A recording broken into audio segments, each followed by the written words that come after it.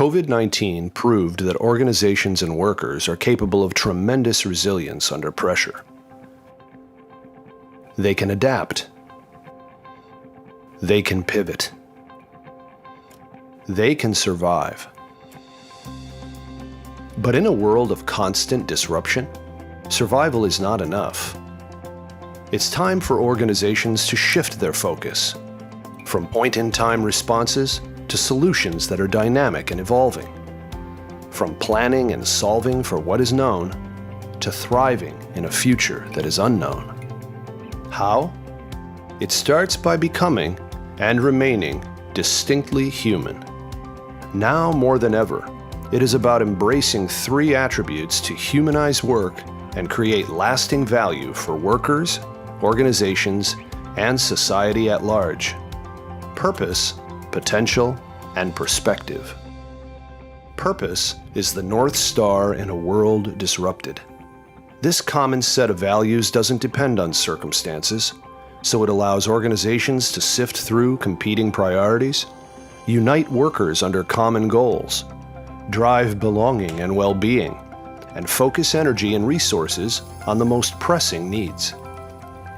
Potential demands that organizations look more dynamically at and capitalize on what their people are capable of, to look beyond static role descriptions, to get the right people in the right place at the right time, regardless of where they sit on an org chart or what organization they are part of. By trusting workers to bring creativity and initiative to their jobs, workers can prepare themselves for a longer career life, and organizations can realize a new level of productivity in an environment of continued disruption. Perspective challenges organizations to act boldly in the face of uncertainty, to focus on outcomes instead of outputs, to re-architect work around human strengths and capabilities aligned with the way humans think and engage, and designed to embed the behaviors that will advance organizations into the new world of work. By re-architecting work, organizations can use disruption as a launching pad to imagine new possibilities and opportunities. The past year has been challenging, and the lessons we've learned have been hard-won.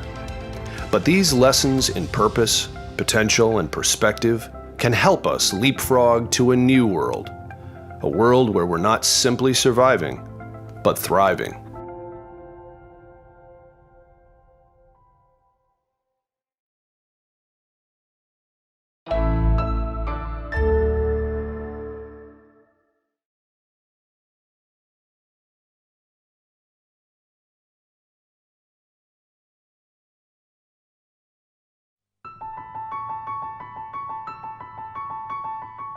Chapter 1. Where it all begins. This is how the story begins.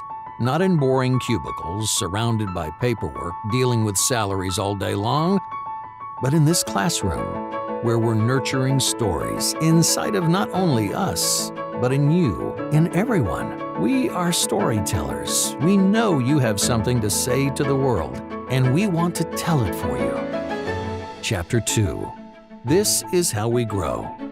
We don't go through life, we grow through it. We learn from the best, from our lecturers to seasoned industry partners. We take initiatives and learn through hands-on experiences. Because theories are our friends, but practice is our soulmate. Along the way, hardship is inevitable, but we are equipped with a growth mindset and essential soft skills that help us embrace adversity and strive for the best. Chapter 3. Realize our true potential. Where do you think you'll find us? The answer is everywhere. In an office, sure, but also in services, NGOs, agencies, governments, or even startups. From getting you accredited internationally to sending you on to a global career, we're here for you for a lifetime. And at the end of the day, when your stories get told, that's when we've done our job. Who are we? We are Human Resource Management. Join our story.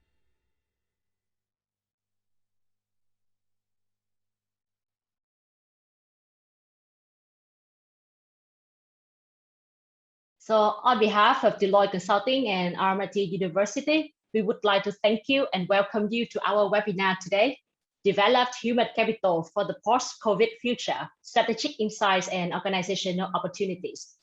My name is Thoa. I'm a Human Capital Lead from Deloitte Consulting Vietnam. And hosting the event with me today is Dr. Sang Kok, Senior Program Manager, School of Business Management, RMIT Vietnam. Hello, Sang. Thank you, Thoa. Thank you, everyone, for coming today. And we welcome you to an insightful session where we have panelists from Deloitte, VNG, Neville Code, Google, and of course, RMIT as well. So my name is Dr. Sang. I'm the Senior Program Manager for HRM and Entrepreneurship here in the School of Business and Management in RMIT Vietnam. Next slide, please.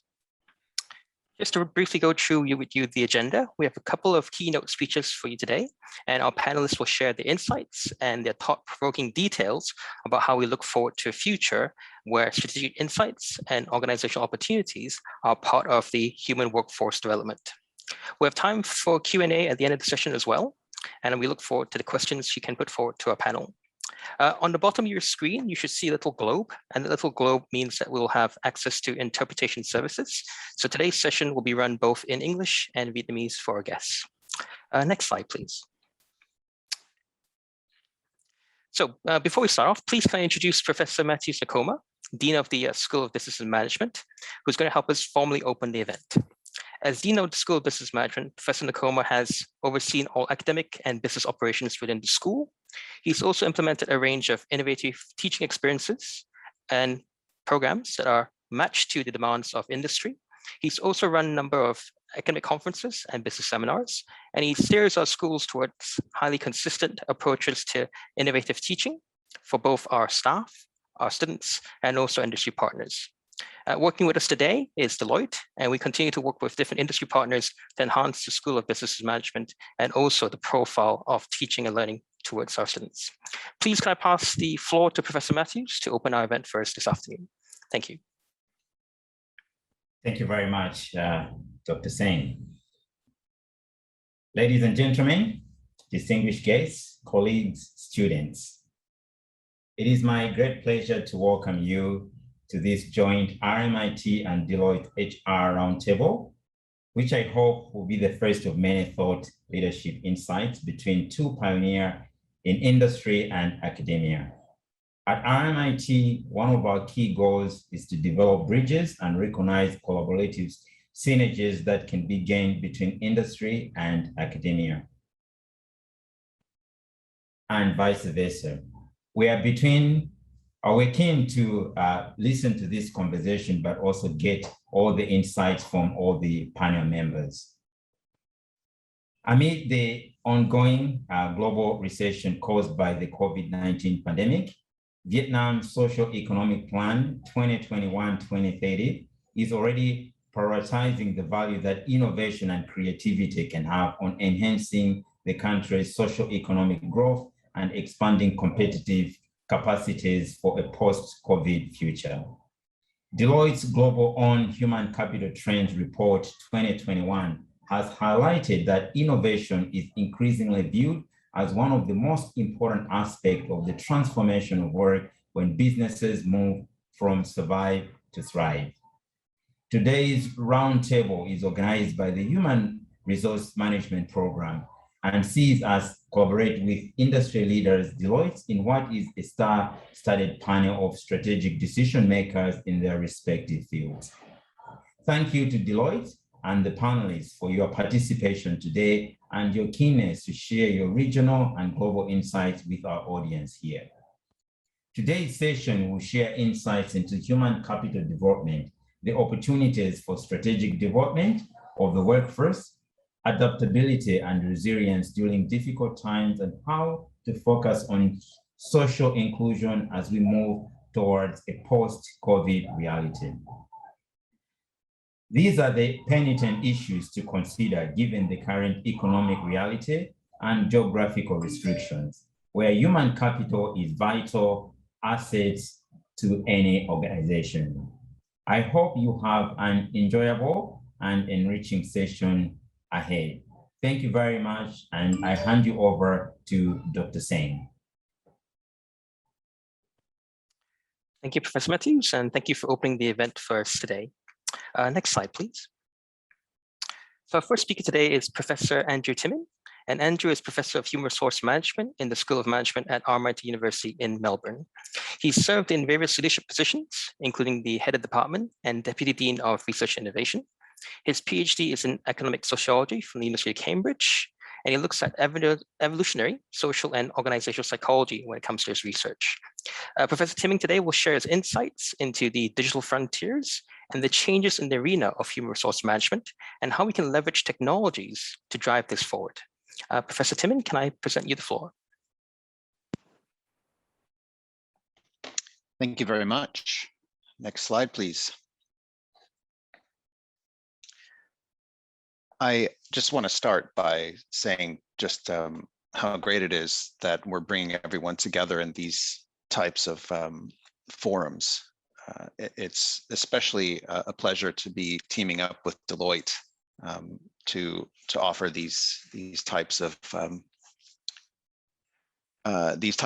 thought lectures. And I guess I've always said about RMIT, we don't have any academics here. We only have pracademics. Everything we do, all the research that we do, has practical implications to it. And I think this is really a good showcase of the applied nature of the research that we do. As I said, I'm really pleased to be here, although I have to say it pains me that I couldn't be personally in Vietnam. I come to you live from lockdown in Melbourne. I have visited Vietnam before, and were it not for this lockdown, I would be absolutely there with you right now, because it's such an amazing country, such a beautiful country, and the people and the food. And yeah, this is not the same, but it's as good as we have at the moment. So what I would like to talk to you about right now, just for these brief, say 10 minutes or so, is on the theme of digital frontiers of human resource management. I'd like to specifically bring your attention to blockchain technology. Now, when one mentions blockchain technology, the first thought that comes into one's mind is, of course, fintech, cryptocurrencies. And for those of you who have crypto wallets, you've probably had a pretty good week or two, as I have, because, of course, there's been a significant rebound in some of the leading cryptocurrencies. But I'm not here actually to talk about cryptocurrency. As important as the fintech revolution is, there are far-reaching implications of blockchain technology well beyond fintech. And one of the areas that I think has been largely untapped is to look at the implications of distributed ledger technology on the field of human resource management. And I guess the starting point for my discussion here is that I believe we are sitting on the precipice of a revolution in human resource management that will disrupt the traditional model of employment. And I think that sounds maybe a bit hyperbolic, but it's not. I'm convinced that within, say, the next 5 to 10 years, human resource management textbooks as we know them today will be completely out of date, because the technological forces at play will completely fundamentally change the way in which we manage people in organizations. And although there's any number of examples I can give in relation to precisely how distributed ledger technology can revolutionize HRM, I think the one area that I want to highlight specifically during this presentation is recruitment and selection. And what I'm going to argue is that as a result of blockchain technologies, recruitment and selection as we know it is poised for an inversion. So what do I mean by an inversion? Inversion is simply taking something and turning it on its head. So let me back up a bit to give you some context in terms of, what I'm proposing here. So today, in an organization with an HR department, the process of recruitment selection is fairly linear and fairly straightforward, right? So you would typically start with some kind of what we would call a job or role analysis that would involve HR essentially conducting background information about a particular role in an organization and collecting data about what the key responsibilities are and the key characteristics of ideal candidates for that role are.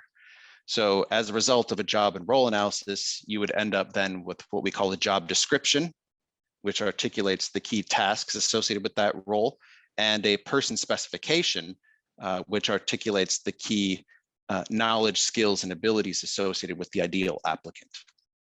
So on the basis of these two documents, the job description, the person specification, then HR will place a job ad. This is the recruitment side of recruitment and selection. And once that ad is placed, they will hope that a set of applicants will view that ad. And applicants that view that ad will then submit their applications for employment. The applications will be reviewed. Oftentimes there is an interview before someone is offered a job. And on the basis of that interview, which incidentally is a pretty poor method of selection, by the way, on the basis of that interview, then a job will be offered to a candidate. So this is the traditional method of recruitment and selection that I think is on the verge of being completely blown out of the water and replaced with a disruptive platform based on blockchain technology. So what do I mean by an inversion of recruitment and selection? Imagine, if you will, a secure, a decentralized digital platform, all right? So essentially what a blockchain is the distributed ledger. It's almost, you could call it a spreadsheet, right? Or something along those lines. And on that spreadsheet, you can write in information. And once that information has been written in, it is inalterable. It cannot be changed. So if you make a mistake in a blockchain, you can't simply go back and erase what you did before. You simply have to then note the next line down, we made a mistake, and this is the accurate information. So imagine a platform that can contain employee profiles. And when I'm talking about employee profiles, I'm talking about degrees that people have graduated from universities, certificates, commendations, maybe awards that individuals have won, letters of reference, performance outputs, and performance appraisal data. Essentially, it's a secure platform on which an employee can place his or her CV, his or her resume. And what's disruptive about this is that once information or data is placed on a blockchain, it has been verified once and only once and will never need to be verified again. So today, when someone applies for a job and they say they have a degree from RMIT, for example, the employer will have to double check that. So the employer might hire someone to then call RMIT and verify that indeed they do have that degree. Similarly with letters of reference, I, as a university professor, am constantly writing students letters of reference over and over again. It is part of the role, and I appreciate that. But wouldn't it be nice if I could just write one letter for the student to upload onto his or her blockchain platform that once uploaded has been verified as genuine and never needs to be verified again? And if you take this one step further even, imagine organizations taking performance appraisal data and with the consent of the individual employee, placing that on the blockchain as well. So in addition to having both your degrees and certificates verified, your awards, your letters of reference, your performance outputs, you can actually put quantitative performance appraisal data from your line manager or whoever is involved in the appraisal process. This is where I think you get the really exciting disruption, because under the current circumstances, when an employer places a job ad, the employer, as I said before, is just hoping that the individual looking at the job ad will make an application. But of course, a lot of people don't look at job ads, especially individuals who aren't trying to look for a changing career. But with a platform such as this, a distributed platform that's perfectly secure and verifiable, you create a situation, a circumstance, a platform through which employers can trawl through that data and look for exactly the type of applicant that they want. So rather than hoping that applicants apply to a job, organizations, employers, HR managers can proactively seek job applicants regardless of whether they're even looking for a job. So in this sense, I think it's quite a revolution.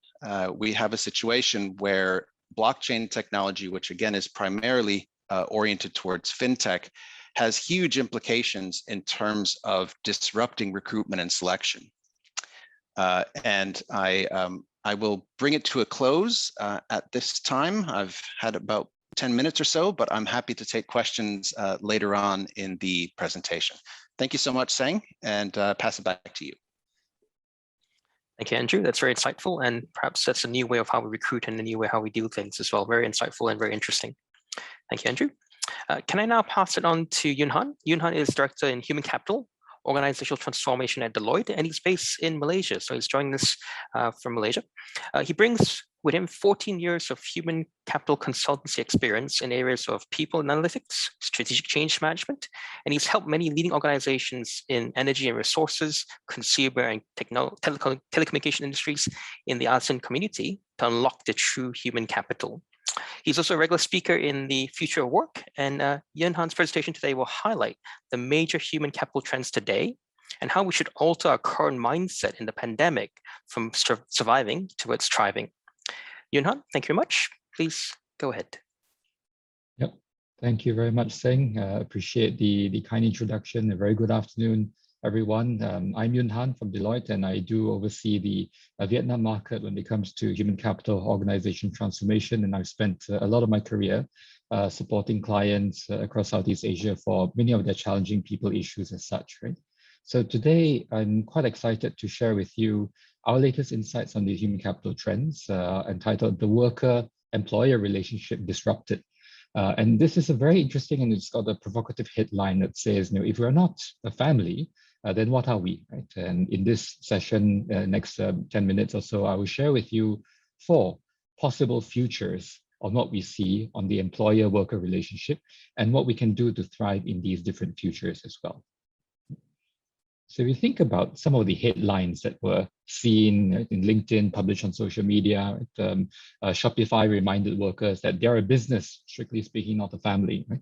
And we see more and more organizations starting to keep work as work, right? Banning political discourse discussions, right? And focusing on other areas as well, such as sustainability in the case of Danone, wanting to really be prominent in terms of their purpose and sustainability agenda as well. So whatever that you thought the traditional worker-employer relationship was before, there's no doubt that it's really under stress at this point in time and evolving. And the questions around, will we end up in a scenario whereby workers become more empowered and employers become more on the losing end? Will there be a lot more government intervention, right, in order to increase talent demand and supply? Or will work practices be more grounded in sustainability, right? What's less clear is what form it will take moving forward.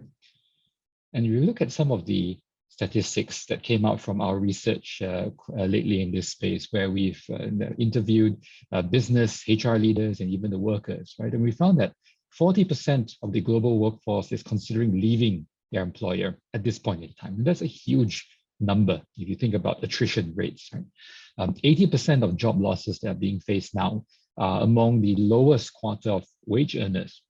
And 70% of employers are really struggling to find workers with the right mix of skills and capabilities. And if you think about all these statistics put together, it's worrying in my view, as it points toward this sort of pressure cooker environment that would really stress the worker-employer relationship in ways that we haven't seen before. With all of this change and uncertainty, we really sought to understand the key question in our study: how might this relationship evolve between the worker and the employer to meet the opportunities and challenges post-COVID? And in our research, we encountered several key insights. Right? The first one is around preparedness. Right? And this is really a deeper definition of what preparedness really means. So true preparedness requires a recognition and understanding that this disruption that we are facing in this pandemic, it's not going to be like a quick episode that we know the answer to. It's going to be continuous, right? And this opportunity should be used as a catalyst to drive and move this organization or your organizations forward in ways that you've not thought of before. Now, many respondents, 80%, think that leadership readiness is going to be the biggest internal barrier for their future. Right? So what it means is that we have to look at how do we prepare the leaders of organizations, our executives, in order to navigate these highly uncertain times. And lastly, when we looked at external factors beyond our control, right? When we asked people to rate what are the top factors that is going to impact the worker-employer relationship, talent supply and government impact rose to the top as the two biggest factors externally that's going to impact this relationship. Now, the future is not something that we can necessarily control, but what we can do to control is the way that we prepare for and respond to these conditions, either collectively or individually as a worker or employer. And thinking in terms of possibilities of what the futures are, right, would help us understand what might play out and help us be more prepared for us to respond. And in this case, I'll share with you 4 different scenarios of what could happen, right? And from the 2 factors, when we looked at government impact and talent supply, these are the key influences that we see that's going to affect many organizations and talent across the world. Now, when it comes to talent supply, this is where, how different is, or what sort of different actions that organizations or workers might take, depending on how easy or difficult it is to get a job or to secure an appropriately skilled worker. So your talent supply could be, you could influence whether you're more keen to invest in reskilling or whether organizations might use other types of workforces to access skills that they need offshore, overseas, for example, and how you might lean or organizations might replace workers potentially with automation and leverage on technologies like blockchain, as Professor Andrew just mentioned earlier. Now, in terms of government impact, right, how fast or how consistent government action would really influence the employer and worker relationship. So, for example, the government could step in to put in more policies around worker representation or protection, right, or step up to say that, okay, we need to take more accountability over climate change or over sustainability as well, right? And these will have an impact on how this evolves as well across these 2 dimensions here. Now, here we go on the 4 different futures as well, according to these 2 external factors here. And we see that these futures are not necessarily a model that you can pick from, right? It isn't permanent, it's not fluid, it's not hard and fast. It's helpful to think about this as scenarios that you might see all together as well, right? So your organization or where you're in, you may experience different aspects of these possible futures as well, whether it's work is work, work as fashion, purpose unleashed, or war between talent. So I'm going to share with you a bit more on what these means, right? It's not necessary that one future is better or the other. It really depends on how you respond to these 4 futures, given your context of your workforce, your industry, what region you're in, and the community that you're in as well. So looking at the first one for work as fashion. So this future that we see for work as fashion is really transitory and constantly changing. And it's kind of like how, because it's fashionable, right? How brands, they introduce new clothing seasonally, right? Moving from runway to retail, right? It's quite temporary or fleeting, right? So, and even how employers would use this opportunity around societal issues, right?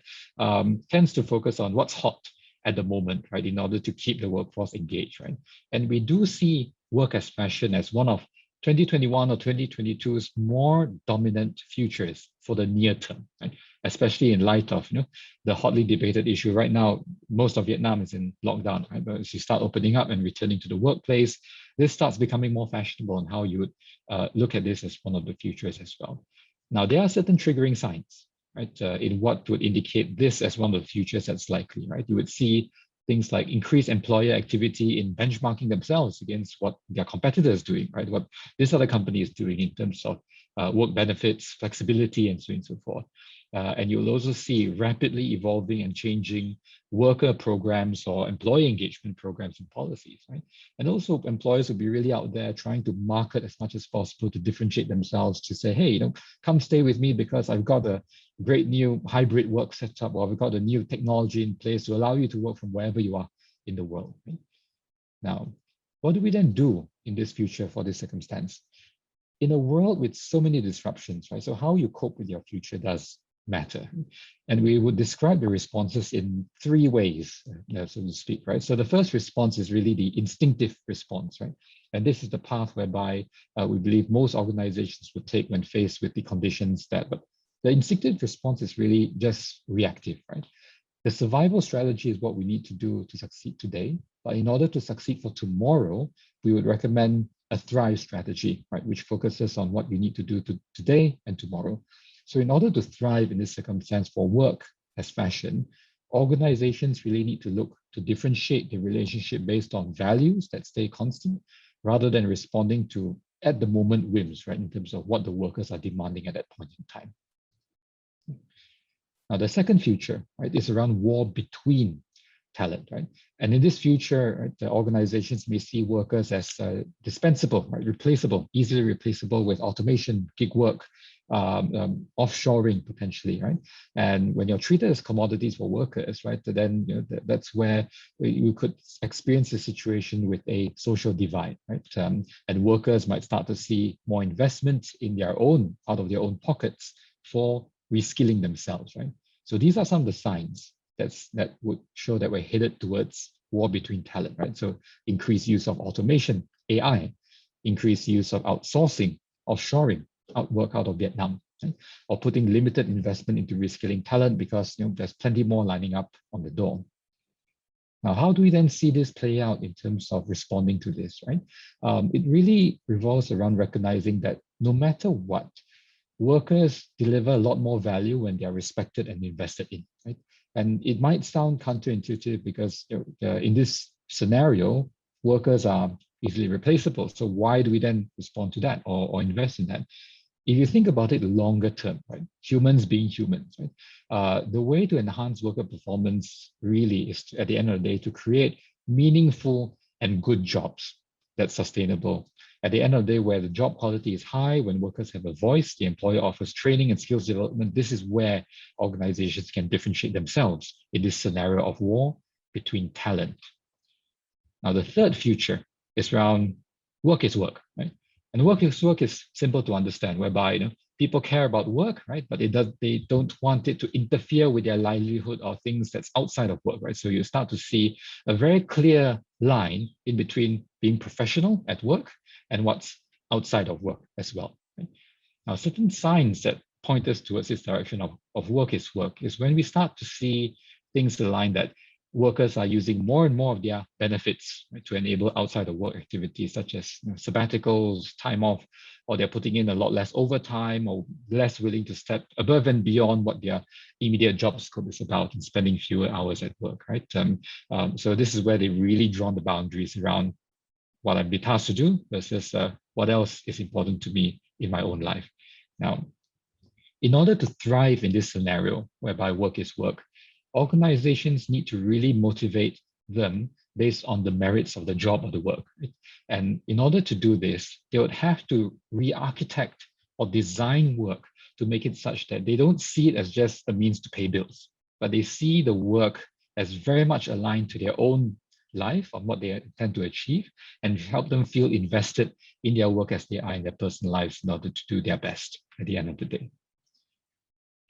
Now, the last and final future that I'd like to share is around purpose unleashed. And in this particular scenario, the organization's commitment to purpose becomes very much critical in their own central employment brand. And it shapes pretty much everything from their ability to attract talent, their business models, to how they intend to pursue their customers. And you start seeing things around organizations taking a strong stance around issues beyond just pure profitability. And here, when we start seeing signs or looking at signs of organizations starting to adopt purpose, showing up in job descriptions and hiring practices, starting to talk about why do we exist, right? Or organizations taking very strong stances around issues in climate change, for example, or customers, for instance, on what they are demanding from both their employees and the communities around them. Now, in order to thrive in this environment or in this future, we start to look into moving towards co-creation of the purpose, right? Together with the employees and customers in the workforce as well. So it's not just a slogan on the wall. It's something that the workforce, the organizations, the suppliers, the customers, the stakeholders all share and align with that common purpose of what this organization stands for.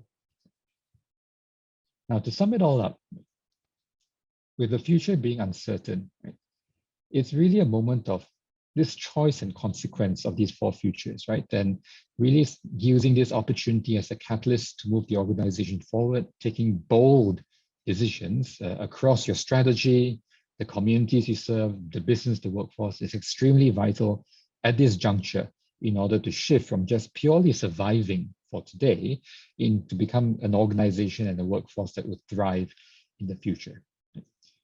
So those will be my concluding remarks. If you'd like to hear more or see more about the human capital trends, you can scan this QR code here to read more into the sort of detailed report. But I'd like to use this opportunity to lay it out there of the possible futures in what you're thinking about moving ahead as well in the world of human capital. So thank you very much for the time. Back to you, Singh.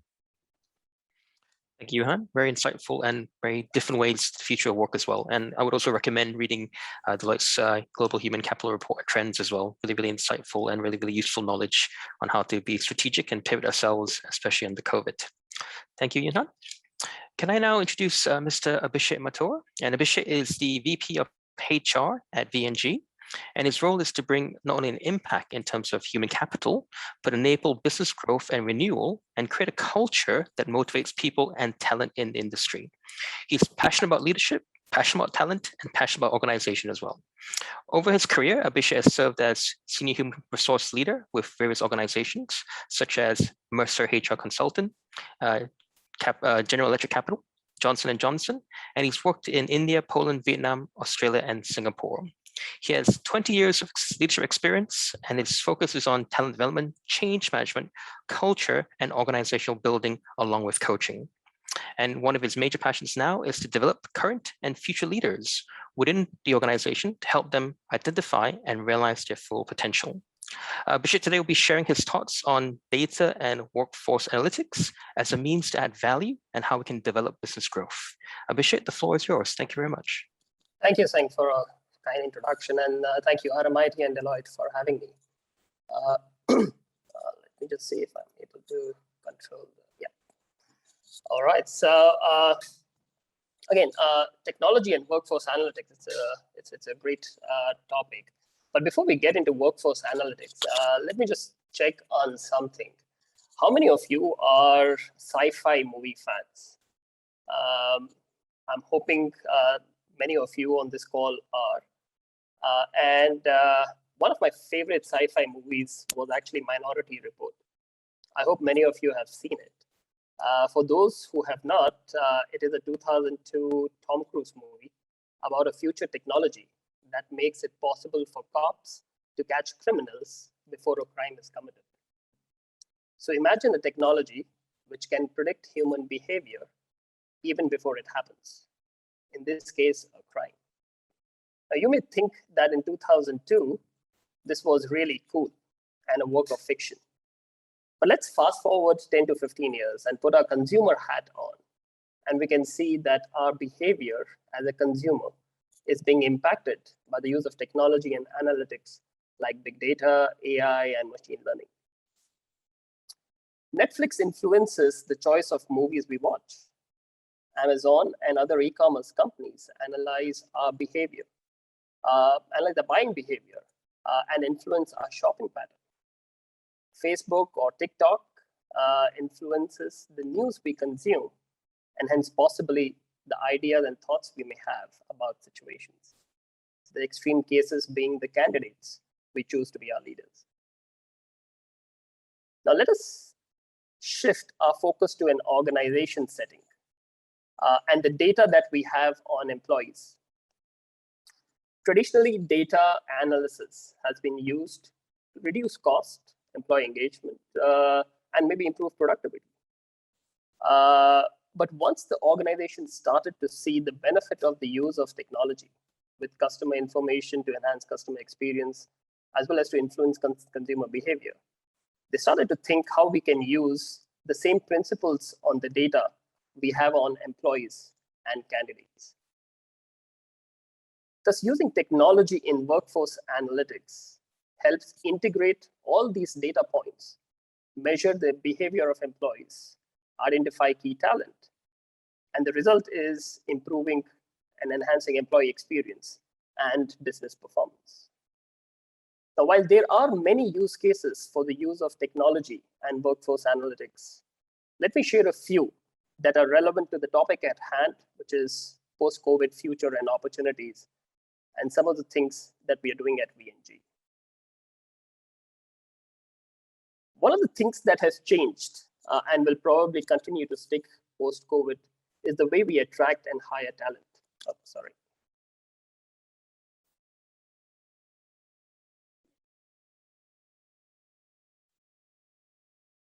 At VNG, we hire hundreds of students each year from universities using a traditional process.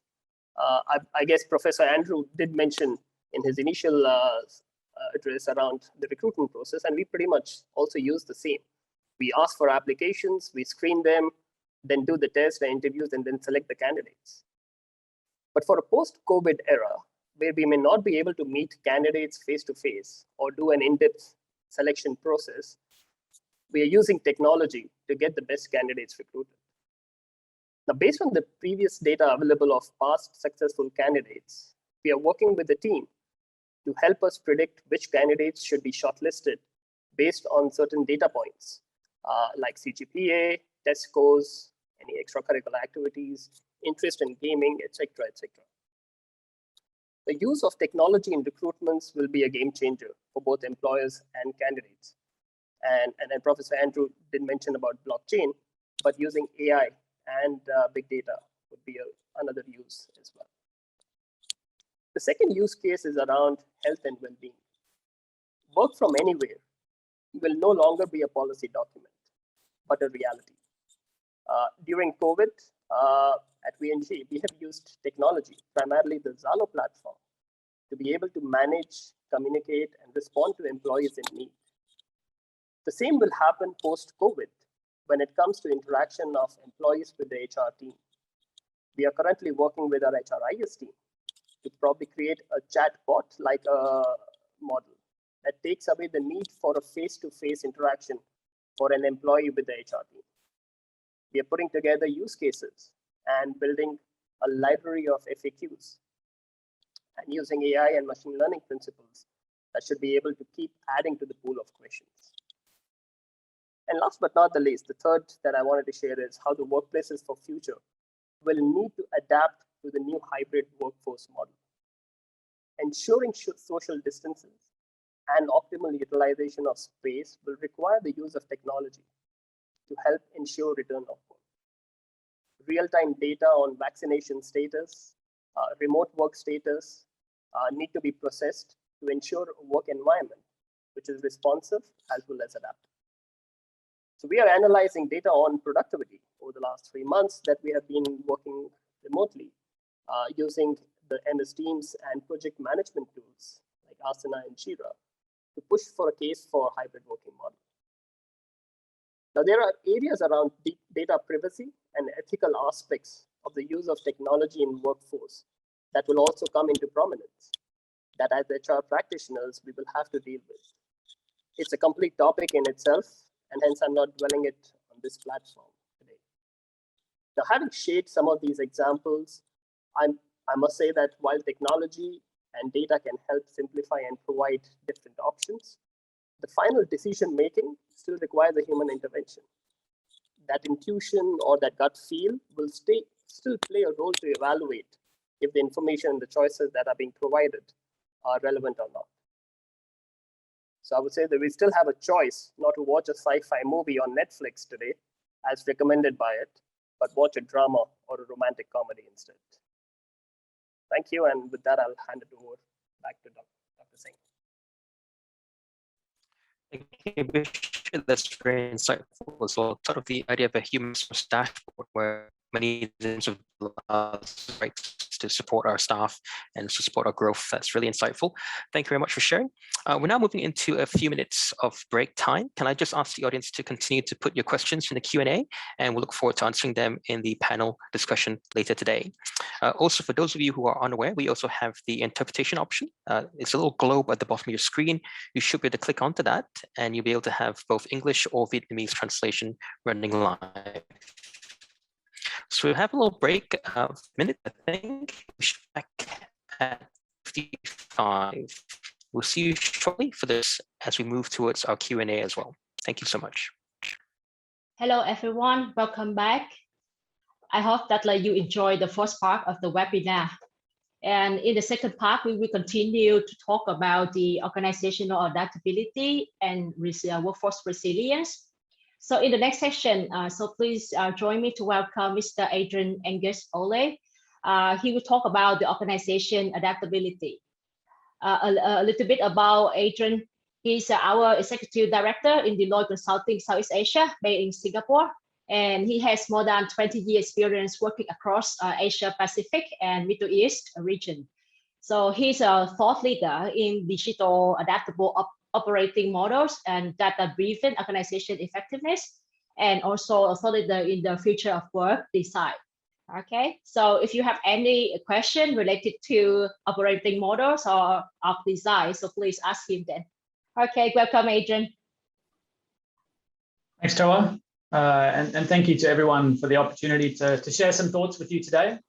And I hope you're all keeping safe and well in the complex times we're living in.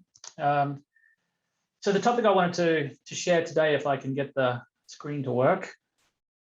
Let's see, yeah, there we go, that's good, is the concept of organization adaptability, and within that, creating resilient organizations. So I'm really going to touch on two topics.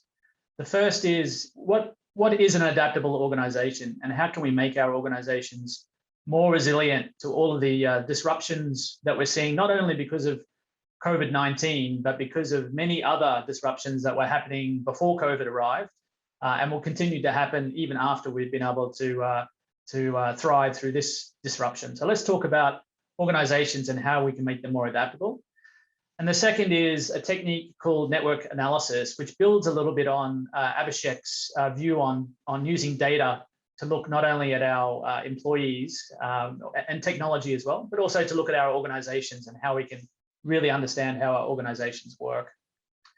So just taking a step backwards, I've been working with organizations and specializing in this space for some 20 odd years now. And I think one of the realizations that has come to a lot of practitioners like myself in the last 10 years or so is that organizations, as we consider them to be traditionally, are no longer fit for purpose, given what we do, the type of work that we're doing now, certainly the type of work that most of our organizations are moving towards. In fact, the concept of a hierarchical organization and the way we build them up hark all the way back to the early days, really, of the Romans, the Roman Empire, and the way they structured their armies. And if you think about any other theoretical construct or I guess principle that we use in our organizations, there are very few that we're still using from that far back in the past. So it's time for us to really reconsider the way that we organize ourselves to get work done, particularly in the light of the fact that what we're doing in our organizations is no longer the type of stable process manufacturing type of work that we did during the manufacturing age. And now that we've moved into the knowledge age and all the disruptions we're feeling, there's got to be a better way to organize. And what we're seeing emerge is actually this concept of a network of teams. seeing our organizations not as a formal structure, but a fluid set of teams and capabilities that flow through the organization in order to solve some of the bigger missions that as an organization we choose to solve. So let me just deep dive into that a little bit more for you. So on the left-hand side, you have the way that we normally think about an organization. If I ask you, imagine in your mind what your organization looks like, you're most likely to think about what you're seeing on the left-hand side. A set of boxes and lines, some hierarchies, a boss at the top, and most of us sitting at the bottom, kind of catching whatever flows from the top down to the bottom. However, in reality, very few organizations actually operate like that. In most cases, organizations actually operate the way that you look on the right-hand side here, which is a fluid network where people and thoughts and ideas and information flows in whichever direction makes most sense. And some of the tension we feel in organizations today, some of that frustration that builds up over time and the discussions that we have around silos and breaking down silos is actually a result of this reality where information is trying to flow towards the areas of most need, and we work most closely with those individuals who together, we solve the things that we need to solve, and we end up fighting the formal hierarchy on the left in order to achieve what we're seeing on the right. So some of the new thinking around organizations is actually saying, well, why don't we try and structure in the way that we naturally want to work, like you're seeing on the right-hand side?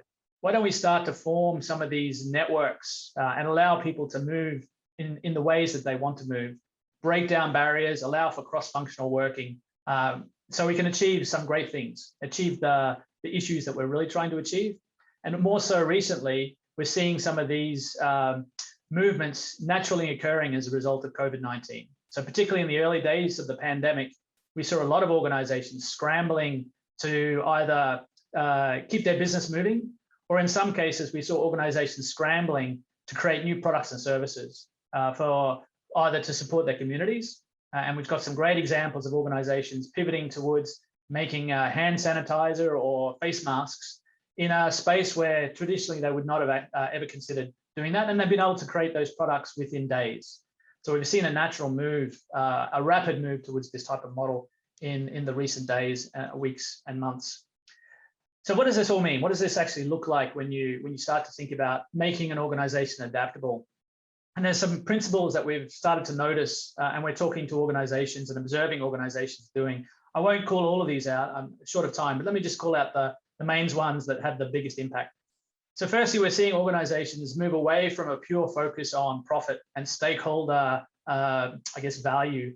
We're seeing a broader set of purpose, organizations really rallying around a bigger purpose themselves. Again, some good examples here of organizations choosing to build or make new products to support their communities. But more and more so, we're seeing organizations really becoming much sharper on why they exist as an organization and what are they trying to achieve. And this really helps to bring together the employees within that organization and drive in a different way. We're also seeing this idea of moving away from a very hierarchical structure where we're built up by functional silos, more towards this idea of a flexible network of teams, where individuals are in the organization because of the capabilities that they have today. They're in that organization because of the capabilities that they'll develop over time. And the organization structures around getting those capabilities at the right place, the right time, to solve for those particular purpose or mission. And we see this fluid flow of capability throughout the organization over time. And then finally, the one I'll call out here is this idea of collaboration and agile governance. In order to achieve this flow of capability within the organization, we're seeing a breakdown of some of the traditional structures, processes, and flows that functions like finance, HR, procurement have spent years and years building up over time. All of these standard constraining processes are actually creating barriers to this flow. So we're seeing organizations relook at that and how can we break that down into something that supports the flow of information and supports the flow of resources rather than slows it down. And there's a lot of work to be done in that because some functions like HR and finance have spent decades building these things up. And now we need to rethink those. So what does that mean? If we start to think about an organization, if we have an aspiration to become a more adaptable organization and through that adaptability, we're more resilient to impacts like COVID-19 and other impacts that we're seeing in the background, like digital transformation and changes in the way that the employer-employee relationship works. So one of the things that we've been starting to do, working with our organization, or the organizations that we work with, is starting to investigate the use of data to really uncover that informal organization. Traditionally, when we work with organizations, one of the first things we would do is look at their organization structure and start to make, I guess, assumptions or interpret that organization structure. But really, we're basing decisions on something that frankly doesn't exist. So now looking at how can we really unearth what the organization is, we're moving away from that idea of a basic idea of a functional structure to be able to scan the organization and understand how the network within the organization really works. And the technique we're using there is something called organization network analytics. And it's really come into its own in the recent time with all the disruptions to our organizations that COVID-19 has presented. We now have people working from home. We have them in lockdown in certain situations, out of lockdown in other certain situations. We have parts of the organization moving away from working in retail distribution to becoming more working in virtual situations like call centers or supporting digital platforms. So there's been a lot of shift and move within organizations around what jobs people have and how those resources are deployed into the organization. And using organization analytics is really unearthing what the organization really looks like today and how members of that organization would prefer to work in the future. And let me just briefly explain to you how we use this. So when you look at network analytics, there's really 4 areas you can look at. Firstly is how well is the organization collaborating? So if you're looking for that adaptability, network analytics can look into who are the people that are collaborating closely and what are they collaborating on? And in addition, with those people, or which of the people in the organization would like to collaborate more in the future, which allows you to make some decisions around how to change your organization. We're able to look at the levels of innovation and the flow of information through the organization. So which individuals in our organization are being blockers to that information versus which individuals are supporting and are actually specialists in knowledge where people go to for innovation. We can look at individuals who influence, have an outsized influence on the organization. This is particularly interesting when you look at who are the people managers and what is the role of our people managers within the network. And finally, the overall structure. We're seeing whether the structure that you have created through that hierarchy is actually efficient and allowing people to work in the way that they want to work, or is there different groupings that you might think about? So let's break down structures around functions, and let's create structures around geography, for example, or product lines, for example. So there's some really good insights that can be generated out of this type of data set. So how does this data set work? So on the left-hand side, the data set really is built up over 2 ways. One way is similar to an employee engagement survey. You can release a survey and you ask a very specific set of questions around who do people work with, how often do they work, what are they working on, and who would they go to for different types of information. And you can generate a network map that you can see on the right-hand side. Alternatively, you can set up an organization network analytics by plugging into some of the collaboration tools that we're using more and more so in the virtual environment. So tools like MS Teams, Slack, and other collaboration tools are providing a trove of data that's really allowing us to track collaboration and these type of styles of working over time. So we can see how that builds up over 12 months or 2 years and make some insights into whether we're becoming more collaborative, less productive, or if things are changing in unusual ways. So just to explain this to you before I wrap up, on the right-hand side here, you can see what a network map looks like. And this is just one example of the way it can be displayed. And the way to read this is if you imagine yourself to be one of those little colored dots, choose anyone, but that's you. And that's how you work on your day-to-day basis within the organization.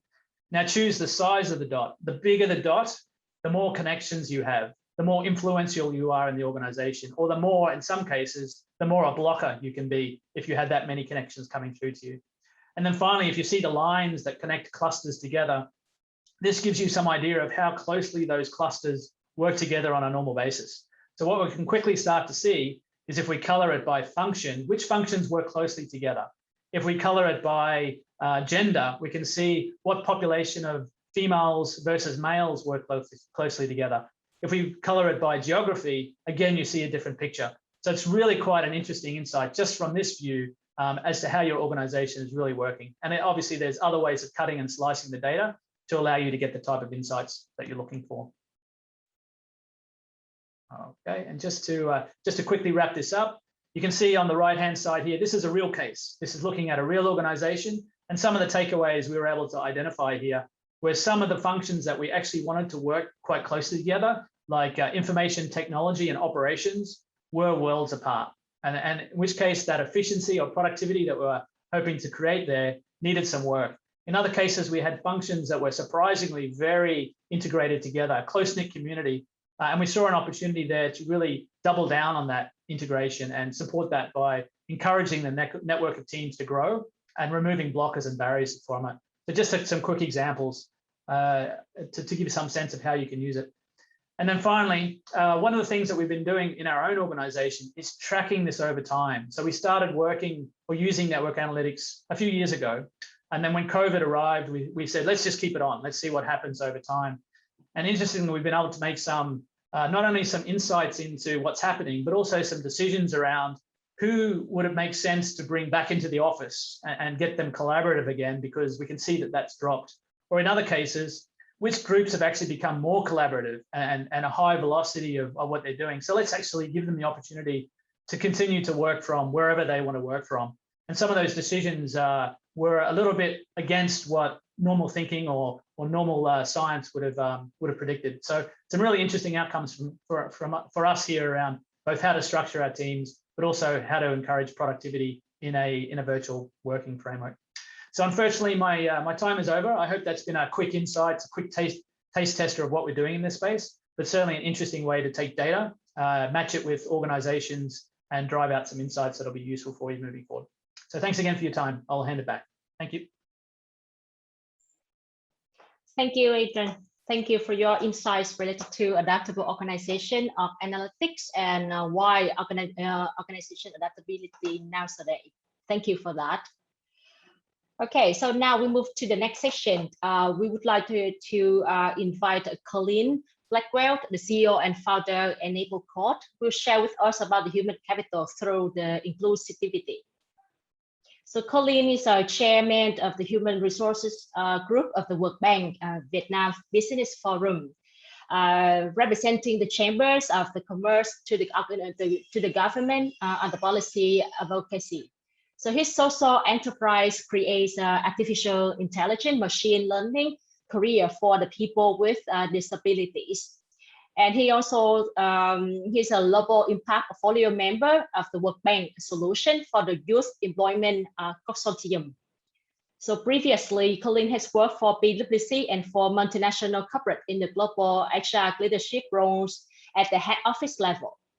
Okay, and today Colleen will share with us the case study about how one artificial intelligence machine learning outsourcing is already provided remote work opportunities from the people with a disability in Ho Chi Minh City. Okay, head over to you, Colleen. Okay, thank you. Next slide. Yeah, so this is the scene I was presented with a few years ago before the pandemic, when we were collaborating with the city and with UNICEF and others and getting together groups of young people who are disadvantaged or with disabilities and really hearing from them what their aspirations were and also kind of showing them how some of our staff were working who were in a similar situation. And they were literally saying, you know, they wanted to work, they were qualified, but nobody gave them a chance. So this is in the old-fashioned world where, you know, it's the old hierarchies and things like that and going to the office. But I think things are changing now for the better. Next slide. So one thing that jumps out about Vietnam is normally sort of a global leader in good news. But this is something, a study we did within the World Bank, which shows Vietnam having the worst results out of any country surveyed. So what it's showing here is the blue lines is the unemployment rate of young people in a country. And the orange line is the unemployment rate of youth with disabilities. And Vietnam has the largest gap between the two. So it's got some structural issues in there. It's partly cultural driven as well. But it's something that very much does need fixing here in Vietnam. But we're not just looking at Vietnam, we're looking at globally at how to get people with disabilities into the sustainable modern workforce. Next slide. So what skills are needed in the gig digital economy? They are not, I really have to emphasize this, they're not digital skills. So you very often hear people saying the solution is, learn to code or learn digital skills. If you think about your own interaction with technology, think of Siri, Alexa, something like that. These are natural language interaction with an AI. You do not need any technical skills to do it. What you do need is a bunch of common sense and human skills, or I call them even survival skills. So we take here the ICT sector in Vietnam, and this was a survey we did a couple of years ago with the UNICEF. And what is needed more than anything else? Creativity, then critical thinking, active listening. All of these, you don't even see technology skills on the ICT sector. We did similar ones on other sectors, and even in things like garments, agriculture, you get similar looking results. So it really has shifted as to what employability skills are going forward. Next slide. So one of the things when I was observing how it's working at the moment is we had on the left-hand side, we had loads of willing and capable candidates like the people in my first picture. And we also had loads and loads of training available of how to deliver these human skills to people. And remembering these human skills are childhood development skills. It's the way your brain is wired up to about the age of 6. If someone has missed that opportunity to wire the brain in the right way, it's pretty difficult to get the common sense into an adult, but it's not impossible. It's just difficult. So we have to find out how to do it, because on the right-hand side, we've got loads of AI companies, which I'll describe what it looks like, and willing clients to give people the work. But you can't get the people from the left to the right-hand side. Which training actually delivers the real employability skills to deliver income to disadvantaged people? Next slide. So the first thing to notice is that the solution has to be modern. This is one thing I noticed when I was judging the Vietnam HR Awards a couple of years ago, when COVID was first hitting. So modern companies that were digitally transformed, they've gone agile, they've gone ecosystem. Some of the things, for example, Adrian was talking about earlier, they actually gained market share. They accelerated their transformation, and HR was unrecognizable afterwards. But those old traditional companies, those hierarchies, they got absolutely massacred during this, the crisis. They just didn't know what hit them. So any solution, be it a commercial solution or a social impact charity solution, has to be agile and ecosystem. It's the only thing that has half a chance of working these days at all. Next slide. So one thing, remember the slide we had about what training works. So we took an ecosystem approach. We can't change the world ourselves. So we went to the people who had the biggest jobs gig marketplace in the world. And that's Amazon, who run Mechanical Turk. And we said, okay, can you guys as a social impact help us on our mission to build some fun bits of software? So this is their definition of what we were aiming to do. It's basically find out what training works using big data and AI. So we're an AI solution for a global social impact issue. Next slide. So the solution actually they came up with, not going into too much detail on it, but actually is a technology version of an ecosystem. So you have people ecosystems, you have technology ecosystems. So this was taking a bunch of things that already work very well. This is billions of dollars worth of things that Amazon have invested in, and it's just plugging them together in a format, in a sequence that solves your problem. And you do the same with people these days, but this is what it looks like from the perspective of technology. Next slide. So our ecosystem, we had loads of different people involved in it. So you don't have a hierarchy, you don't necessarily have your own staff, you have people who are trying to achieve the same things and are all specialized at different parts of it. So you see up the top there, Harambe. So here in Vietnam, we're a middle income country. We don't have that many problems in comparison with a lot of other places. Harambe, on the other hand, in South Africa, they've got 1 million disadvantaged job seekers on a database. It's way more than I could ever get in Vietnam. And Amazon, they're there. They own the Mechanical Turk and Ground Truth work marketplaces. They're the source of the clients, the source of the work.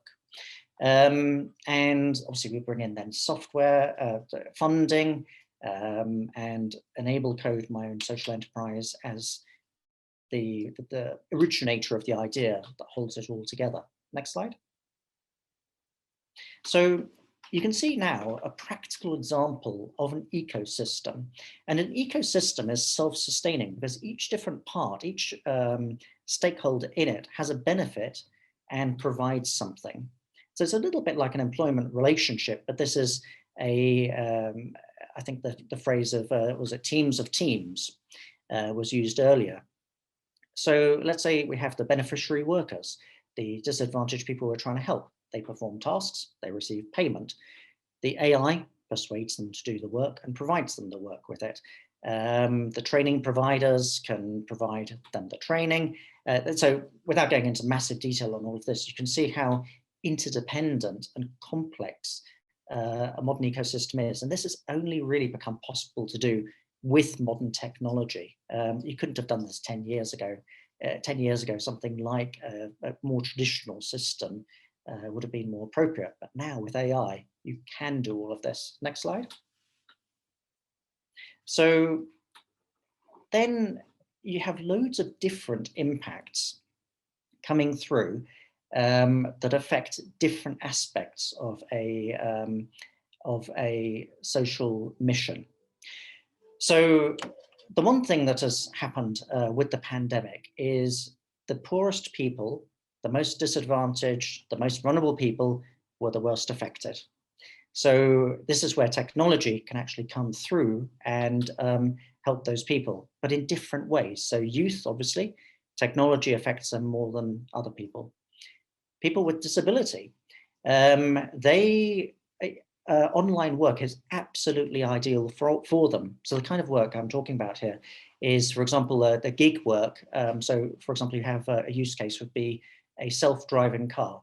So the AI can pick up 99.9% of the images. 0.1% of the images it's not sure about and has to machine learn. That'll be put out on something like Amazon Mechanical Turk, and people from all the way around the world can do that kind of work online at home, and they would be paid a few cents or a few dollars, depending on the complexity, for labeling and identifying an image using human skills, because you have AI skills and human skills. So the AI is brilliant at doing what it's doing. The human skills are just needed on very specific human things. So the person can be, let's say, working from home. So that it's great for rural workers. On gender, we've got some fascinating early data coming out where the majority of people passing the test do this kind of work and earning the most money are women. So this is a great big data driven kind of first view of this. Next slide. So what we've done here is some fairly unique things. So we're using ecosystem and agile. So we're using a bunch of different companies and organizations, government, charities, all coming together into a big ecosystem to solve a social problem. And it just wouldn't work any other way. And we're thinking like an AI in a way. We're starting with big data. So this is answering the absolutely fundamental question: what training works for employability, right? So this is pretty much also the future of education, if you can answer those kind of questions. So we have the Amazon AI. So if you're shopping on Amazon, the normal use of their AI is to work out who you are and persuade you to buy as much products as possible. What we've done is we've changed the goal of it to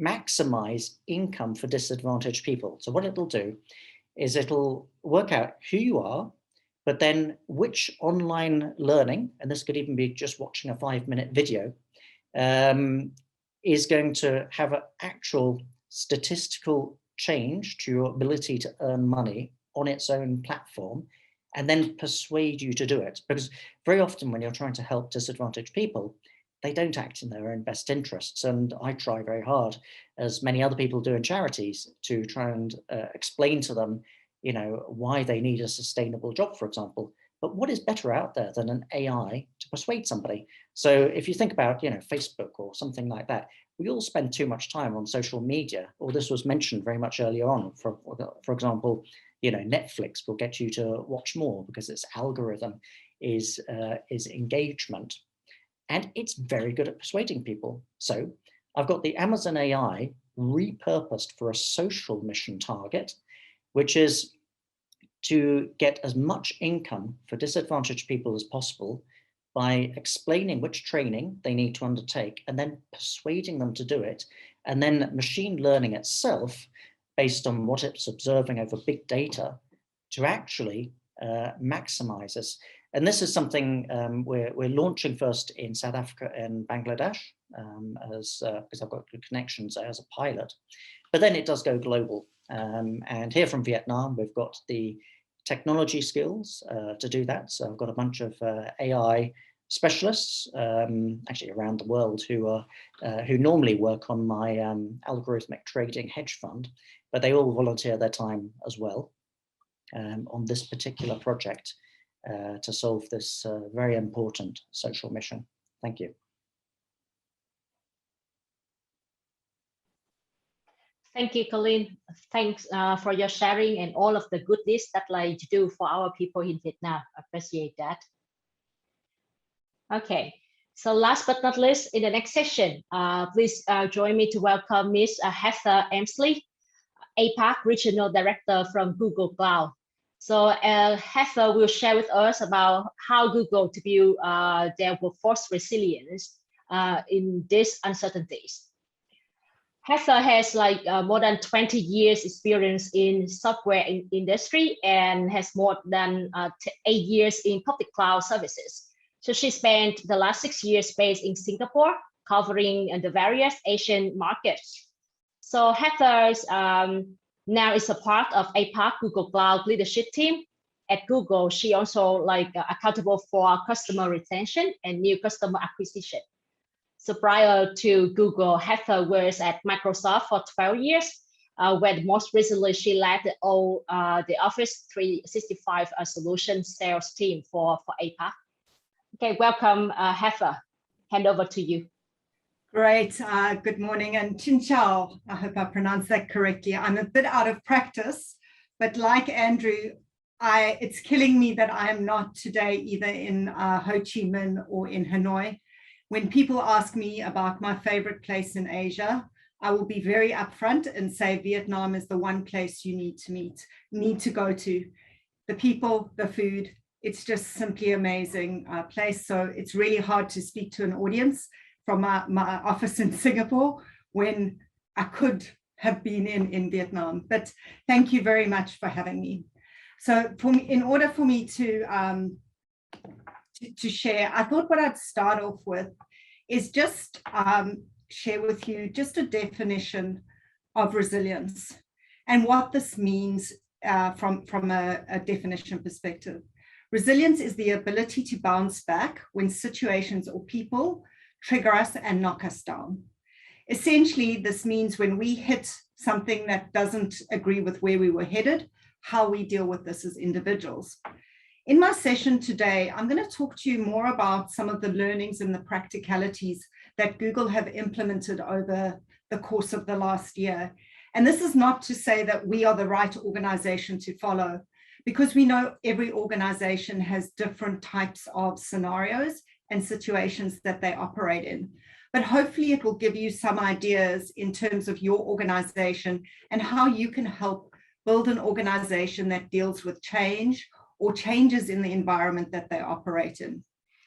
So when we look at the new way we're working, and when we look at how do we need to develop our talent, we look at it in three key ways. Firstly, I don't think anyone will disagree that work is no longer a place.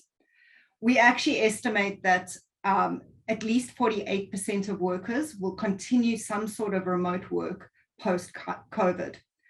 Prior to COVID hitting last year, the figures were around 25% in 2023, if I remember the stats correctly. So you'll see quite a drastic increase in the number of people who can and will want to work remotely. In addition, in this remote workforce or remote working environment, time and attention become very precious. We've heard a lot of speakers today talk about how do you create a culture, or how do you make people feel part of your purpose. Also, when they are dealing with some sort of environment at home, we also need to know that time and attention is an important area to bear in mind. And last but not least, the human connection is critical. For me personally, I know my team. I've seen my team in Singapore for in the last year and a half once, but many of my teams across India, Australia, and North Asia, I haven't seen since probably the year before, especially in Hong Kong. But it's been a long time, and there's a disconnect in that environment. So how has Google approached this in terms of helping our teams deal with the change and deal with building up the ability for people to cope with what may change and will be a changing environment? Firstly, over the last year and a half, there's been a lot of listening, and listening has taken place across many areas in the business. But based on what our management teams and our various communities have heard, we've then had to adapt our policies, we've had to adapt processes, as well as adapt our environment. So there've been multiple areas that change. Now, maybe I need to take a step back. While Google have had the tools and technology to work in a remote environment, one of the key things that attracted talent and also was a key ethos of Google was actually coming into the office. They built environments that facilitated a great working environment and allowed for people to collaborate. So suddenly being in this all remote environment posed a new problem for us, in that we needed to create that same environment, but in a remote environment. So this is where like listening and then having to adapt some of our policies came in. And then last but not least, the technology. So we needed to but there were certain technologies and tools that we needed to implement or drive better usage of, or change certain areas to support this hybrid work condition. So from a listening perspective, what we've been doing is, firstly, we've had extensive surveys of Googlers, and it's not just a once-off survey. Each quarter, there has been a survey that has come out to employees to get their feedback on their environment, how they're feeling mentally, how they're feeling physically, etc. So there's been a lot of questions around our workplace environment. Secondly, we've spun up a whole lot of forums and communities to hear and support leaders and team members. And one of the most critical communities that I've been part of has been the manager community. I think we underestimate how much as an organization we rely on our managers to help drive the adoption of this change and acceptance of this change. And by having these communities, myself as a business leader and also a manager of a team, I found comfort in hearing other people's challenges, but also learning from them on how they're dealing with certain things. So these communities of people in the organization has been critical to us moving forward as an organization. And then we've leveraged a lot of research from industry experts and looking at some internal tool analytics to understand what behaviors are happening. So I will tell you, I'll share a secret with you. We have a tool that I can go and look how much time I'm spending on meetings. What I saw drastically was how my meeting time went from my online meeting time, not my physical meeting time, went from on average 30 hours a week to about 35, 40 hours a week. Sorry, to about 45, 50 hours a week. I'm not a best practice, but this is what happened in terms of my time from an online perspective. In the past, I would be traveling or be with people, but not necessarily in a meeting room. In terms of some of the things we heard from Googlers is firstly that some people felt that productivity had slightly increased. Our manager community felt this was a huge improvement for them. And the productivity increase came from saving time in travel. So if you think about cities like Jakarta, Manila, Vietnam's traffic's not so bad, but it can be tough in peak hours. You think about the time that was spent there, suddenly people had 2-3 hours extra a day where they could use as focus time as opposed to commute time. So we did see that productivity increased.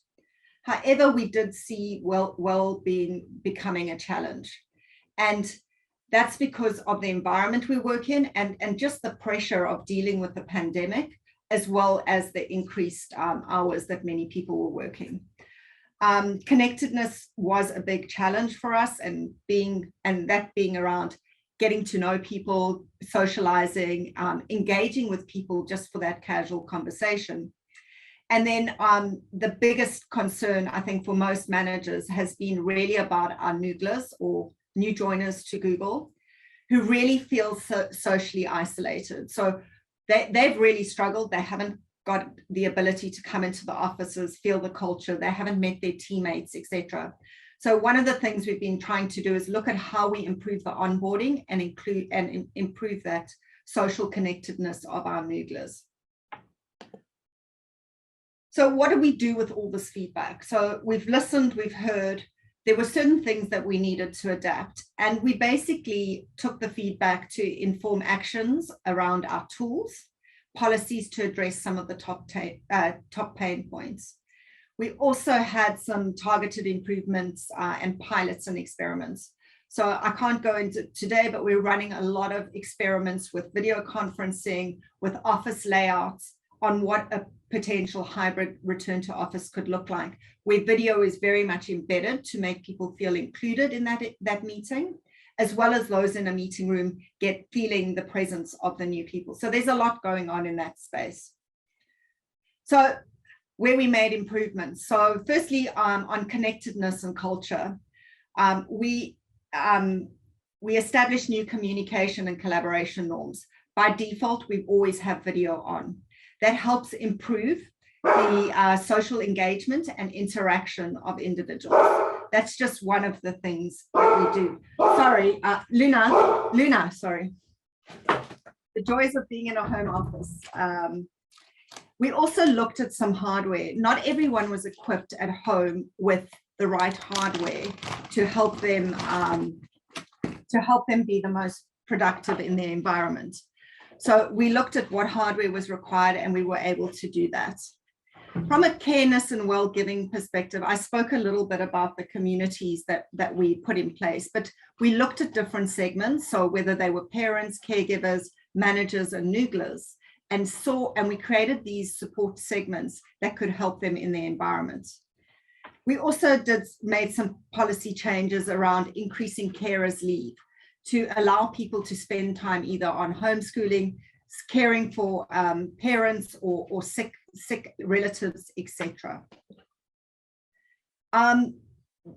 Then from a future, yes, and then longer term, we're looking at implementing, sorry, I'm really messing up here, a more flexible work week. So we've implemented where Googlers will be allowed to spend at least 3 days in the office and 2 days where they work best. This is not a hard and fast rule, but we're allowing the flexibility in the business. We also are opening up more locations globally. So Googlers are actually able to now apply to work fully remote, depending on their job function. But not everyone can work remotely completely. And we've recognized this and realized that detachment from work is a real challenge. So we're implementing a policy that allows you to work from any location for 4 weeks of the year.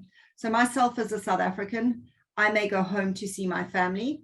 So I may go on vacation for 2 weeks, but then take 2 additional weeks and work Asian hours from our home location to give me a little bit more flexibility while seeing my family. And then we've implemented more focus time. So there are certain days that are, and it depends on work group, we have no meeting weeks, no meeting days, and then also specific weeks that are dedicated on focus time. In terms of our core principles in the future of work and what we're thinking of, our offices will still be a core part of our culture, but we're looking at how we redefine the offices to create an environment that is far more sustainable, but also incorporates people who are working in a hybrid environment. As I said, this is quite a long discussion. I can take people through it separately, but this is something that we're looking at. The last area that we looked at was technology. And I wouldn't be doing my job as a technology lead, but technology has really helped enable so many things in this over the past 18 months. So firstly, we've had various Google Workspace apps that help us talk, share to each other from anywhere. And I literally mean from anywhere, whether I'm in a taxi, whether I'm in a hotel room, or whether I'm in my home office, I've been able to do that. Unfortunately, one of my team members only has 2 rooms that they can work in, her bedroom or her bathroom. So she's been using some of the technology like backgrounds, etc., so that she's in an okay environment, but she's been doing calls from some of these areas. In terms of real-time collaboration, this has been core to the Google product, but really leveraging our applications to work together at the same time on documents, concepts, etc. And this is something I've seen really come to life when we've been working on global projects where I've logged on in the morning.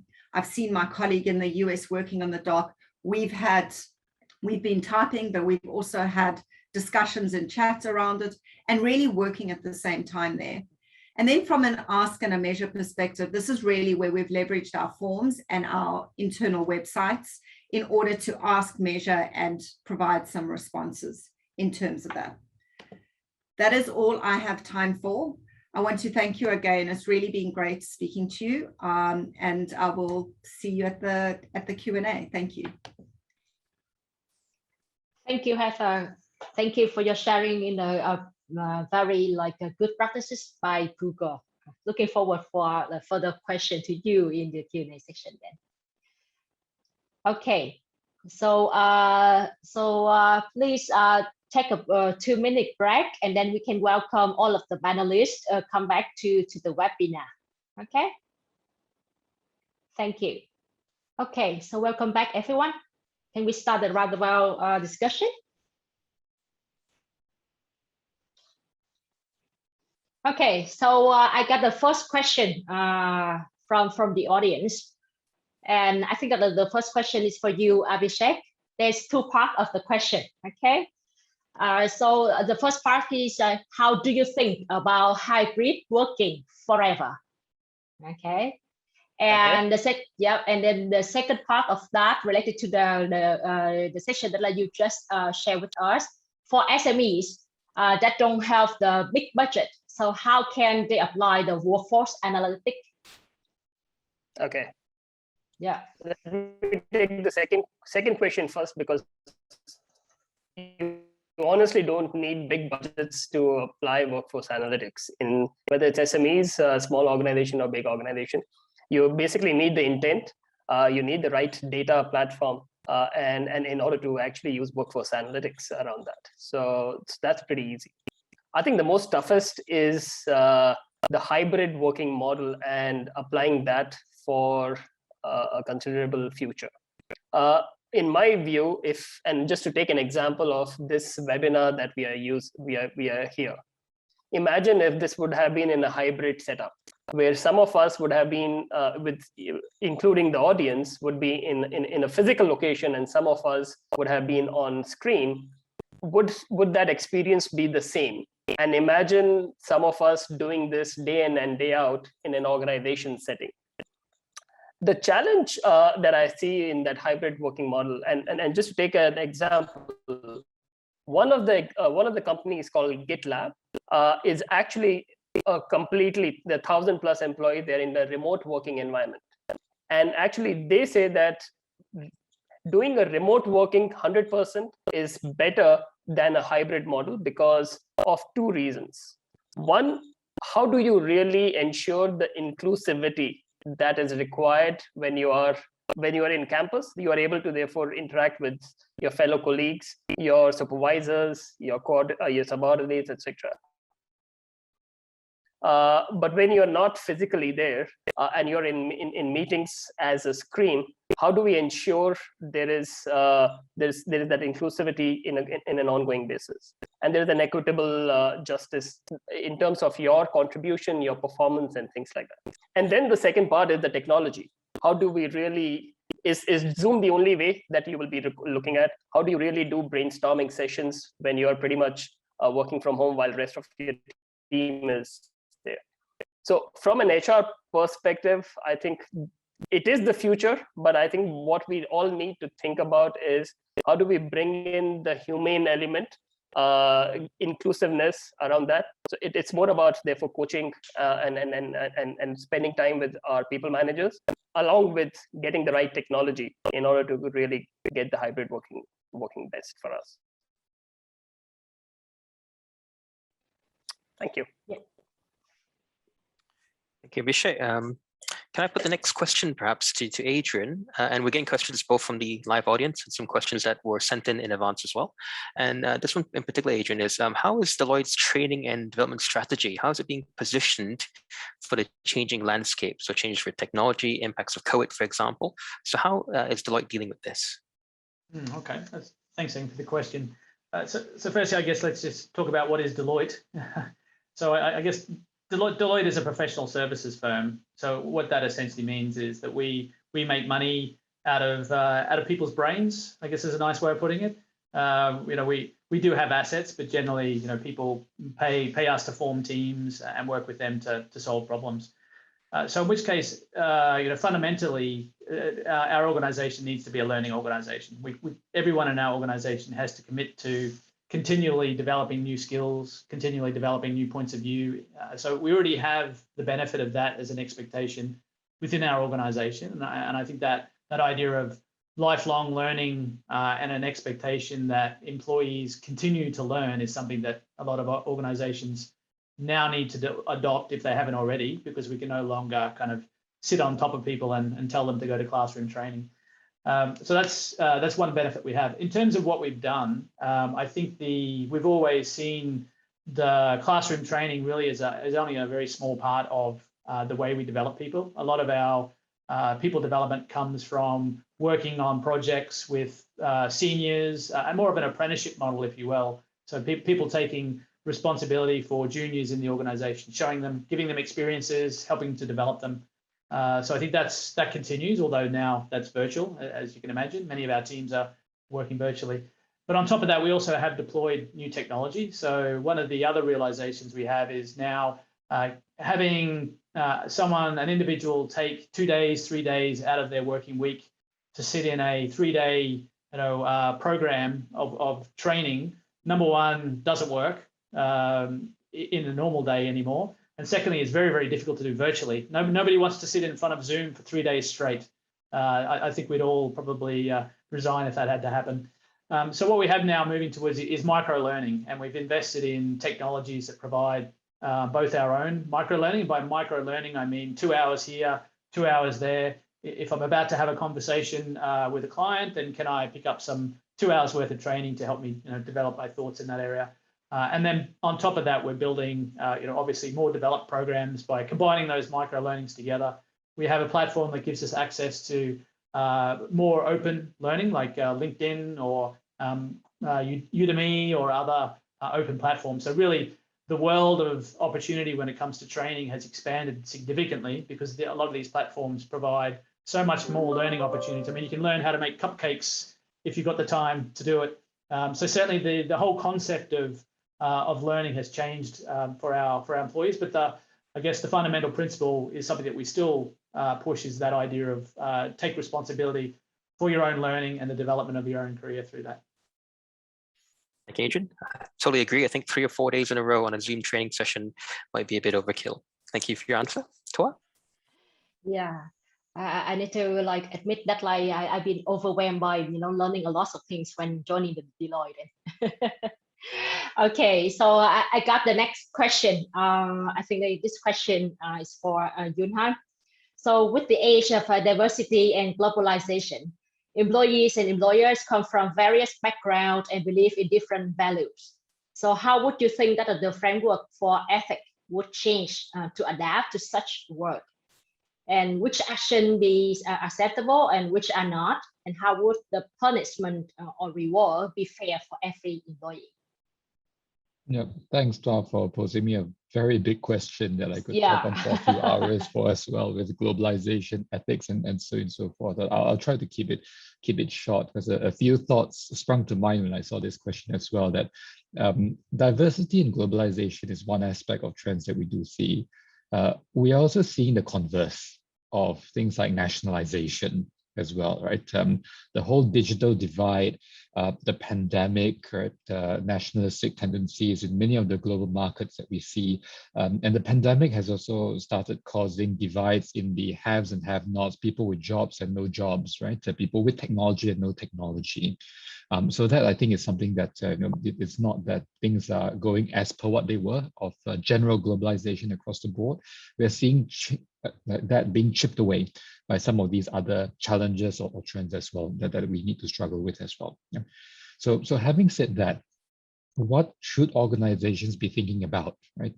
Because at this point in time, virtualization, hybrid work, remote working does give the opportunity for more people to come to the table, right? This event could happen without me flying over, right? Without Adrian or Heather coming over on the plane and being there. As much as Heather would have liked to be in Vietnam, and I would have also loved to be there as well. This opportunity does bring many people to the table, right? And this question around how do we then work in this environment in an inclusive way is, to me, the key question.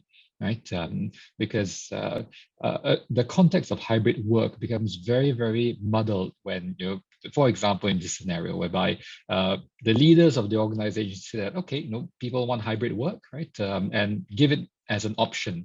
But the way the leaders actually work is purely physical, right? Because they prefer to be there on office, inside, and so on and so forth, then gives rise to the biases that it could create, right? So if you're a remote worker working in a hybrid state, you don't get enough face time, how would you then be treated, right? Versus those who are working in front of the bosses and so on and so forth. So it does require a lot of deliberate effort, right? To really establish those common values, right? Hybrid work can work if across the organization, people embrace this. And it's not just certain pools of people as well, right? But it's very easy to forget people who are not in your side, who are not like you, who are not, with the same set of, behaviors or culture, for example. I still believe in the adage that says that when in Rome, do as the Romans do, right? So in this day and age for organizations, how do you establish what your Rome is, right? Are you spending enough time really making clear what's acceptable, what's not acceptable when it comes to behavior in a hybrid work environment, in a multicultural environment, and so on and so forth, right? So, and now the other aspect around when you talk about ethics and so forth, well-being starts to come in. How much can you push your employees to work remotely or given this environment? How do you draw the line between work versus life and so on and so forth? How do you step in if, let's say, one of your employees get COVID, right, and is hospitalized? What's your role as the employer? All these are very pertinent questions that can be at least helped by a very clear common set of values that people subscribe to in your organization. So that's short and long of it, right? So hopefully that answers the question. Yeah, thank you, Yunhan. Johan, I think I would love to be in Rome and act like the Romans at the moment, but unfortunately, travel is sorely restricted. The next question, perhaps for Professor Andrew. I think you've also answered this on the chat already, but perhaps you can articulate it a bit more for our guest today. The question was, someone said they were impressed with the idea about a secure and verifiable platform for recruitment and selection. And this will obviously involve many different stakeholders. How do you think the stakeholders can work together, and how could they realize perhaps the blockchain technology for HR? Thanks, Sang. I think that's a really good question. And unfortunately, I don't have a definitive answer. What I can say definitively is that the model that I've proposed is the future of recruitment and selection. There are way too many efficiency gains to be had by shifting towards such a model. I think, in particular, I can sort of reflect on my own research.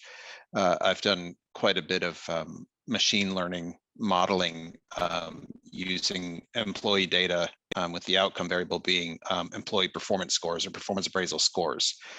So I think, quite frankly, if a platform such as the one I articulated or proposed existed, I think we could eradicate interviews altogether and just let algorithms decide who the best people are for a position. Now, in terms of the specific question that was posed in terms of the different stakeholders that would be involved in the design of such a platform, that's a really, really good question. Where would it be hosted?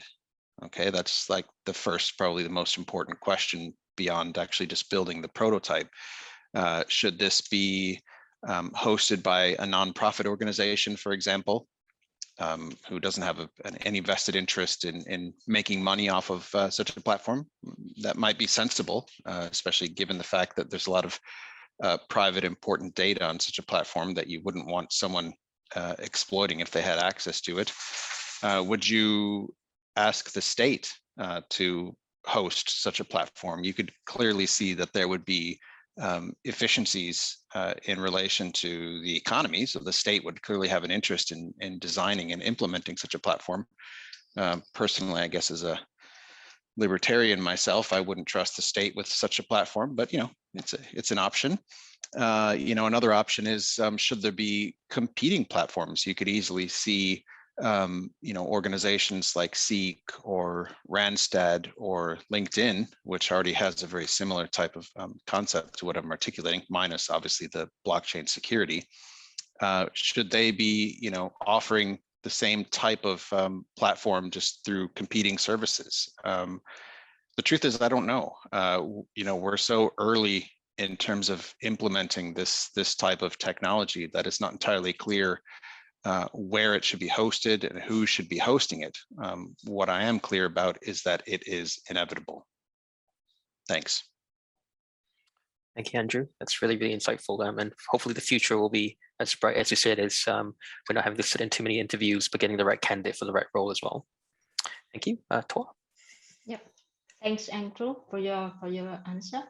Heather, I have a question for you. I understand that you already replied to this question, but I still want to amplify this question to the audience. So how do you measure the working effectiveness and productiveness at Google during work from home and remote working?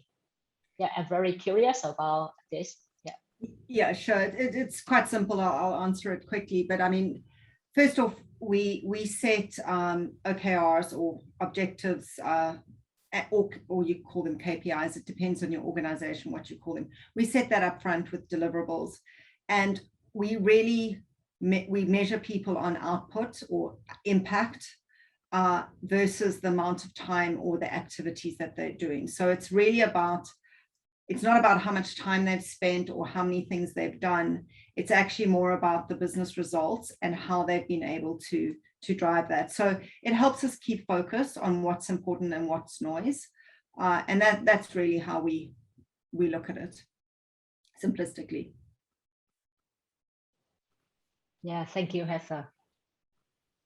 Thank you, Tor. And it's correct. I guess there's so much information nowadays. We need to move away from just data towards information, and how do we sift through all that noise? Thank you for the answer. The next question, perhaps to Colin, if that's okay. Colin, what are the skills that candidates should have to equip themselves for a job market after the COVID or after the end of the pandemic? And what digital and technological skills would you recommend for university graduates to try and secure jobs for the future? Okay, well, I'll pick on especially the digital skills. As I mentioned earlier, this is one that's very often bandied around as something important. But if you think about business software and software which you'd use in an employment context, so you take a company like Google or Amazon or Microsoft, if they're developing a piece of software for use in the workplace, the more intuitive and easier it is to use, the more it's going to sell. So of course, after spending billions of dollars of research, whatever they produce is going to be extremely intuitive and extremely easy to use. So by definition, you don't need digital skills to use them. They're just absolutely common sense. They have to be easy. So any of these skills, even if you wanted to learn Python programming, literally you can learn it in a couple of hours just by watching a video. It's no more difficult than that. And it's popular because of that. But you've got to know what you're programming.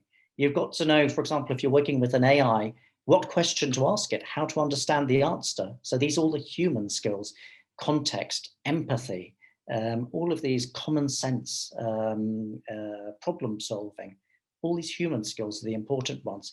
Digital is an absolute afterthought. It's, sort of like, would you, say on a job application that you know how to use a mobile phone or you know how to use Facebook, people would laugh at you, of course.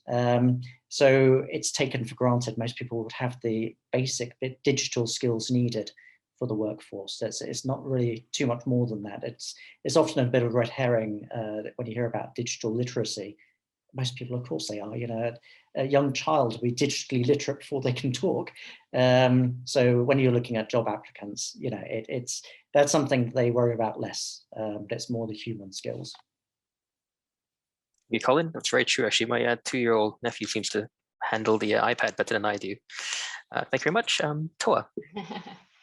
Okay, so I have a question related to the human capital trends. So this question for you, Yunhan.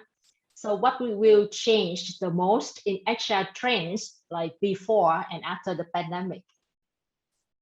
I wish I could foresee the future and make a lot of money in the process as well. If I were to foresee what's going to happen, right? And Deloitte has been doing human capital trends for the past decade, right? Or 11 years now and counting. The trends have been fairly, I would say, linear in a way, right? That, for HR or human capital trends, we could more or less predict what's going to happen 3-4 years down the road, 1-2 years down the road. And if you look at the trends that we published over the course of a decade, you can see a theme across that kind of applies to everyone more broadly. Right? Now, the pandemic is one of the major disruptors. Unfortunately, I don't think it's a reset in a way. I think it's going to be advantageous to certain organizations to allow them to get ahead, but it's going to be really detrimental to many out there who's going to set them back for a few years, in fact, right? So you're going to look at the two groups of people, right? So the haves and the have-nots in terms of that. So there are things that will need to change with regards to how do we address those and bring people closer to close that gap. I would think, right? That's one of the themes that might likely come up, so that we don't see so much social inequity, social divide, perhaps, right? And even in organizations that we would argue between the on-premise versus on-cloud sort of workforce, right? Also, bridging that gap as well. So I think it's a lot about coming together that I think will be a key theme because of what the pandemic has done to drive a wedge between the many of the things that we're trying to do. Yeah, I'm very much aligned with what you just shared, especially like for the technology disruption and then with the pandemic as well. Like it's totally changed the way that like we operate as an HR professional. Thank you for that. Thank you, Han. The next question is for you, Abhishek. It's from the audience. You mentioned using the same principles of consumer experience in HRM. In marketing, we translate marketing objectives into communication objectives and then campaign KPIs. How do we apply this data analysis principle in HRM to deliver business objectives? Yeah, I think some of the use cases I did share in my presentation, but just to look at certain business objectives, right? From a human resources lens, one of the couple of things that the business would be looking at is on the talent aspect of it, and also from an employee experience standpoint, to retain your key talent, how are we able to provide the best employee experience? And in both of these, data analysis and more importantly, actually use of technology and the analytics is what will create that differentiation. Just to take an example around talent management. So far, most companies use talent management based on past year's performance. But there are more and enough data points that have shown that it's just not past performance which will predict the potential of an individual. And data analytics can use, if used correctly, definitely throws out the high potentials that can be future leaders of in an organization. Secondly, it's in terms of employee experience, if I look at and retention. Most data analysis happens post-mortem of why there is attrition or why people have lost. Are we losing in an organization? But technology and data analysis can absolutely predict what kind of a trend are we looking at and kind of help us stem a possible attrition that might be happening. From an employee experience standpoint, in the way I look at it is our policies are pretty much one size fits all. And looking at our multi-generational workforce that we will have, understanding each and every individual's need, we can customize some of those policies. And that's where technology and the data analysis would help in terms of doing that and enhancing employee experience. So those are some of the examples that I see organizations doing in the next couple of years, if that helps. Yeah, thank you, Abhishek, for that. Thank you, I think I follow up with like Abhishek response. I think like there's a question for Adrian also related to this topic as well. So will analytic implementation take much time for the business? Also, there are any drawbacks to the current analytic system? Yeah, thanks, Tara. I think I answered that offline. So a quick answer to that is the tool for network analytics can actually be deployed quite quickly. So depending on which tool you choose, that piece of it is quite quick and easy to do. And in some cases, the data already exists within your organization just by virtue of the tools you've been using. But the important thing around network analytics is actually engaging the workforce in the conversation around why you're using network analytics. What problems are you looking or challenges are you looking to unearth, and engaging the workforce in a conversation around how that's going to be used, and even involving them in the design of solutions based on analyzing the data that you get. So it shouldn't be something that's done in isolation in the back room secretly, without employees knowing. Otherwise, that's going to undermine trust. And the final piece is also thinking about the confidentiality of data and the implications of personal information that you're gathering, how you're managing that. That takes a little bit of time in the setup and the deployment.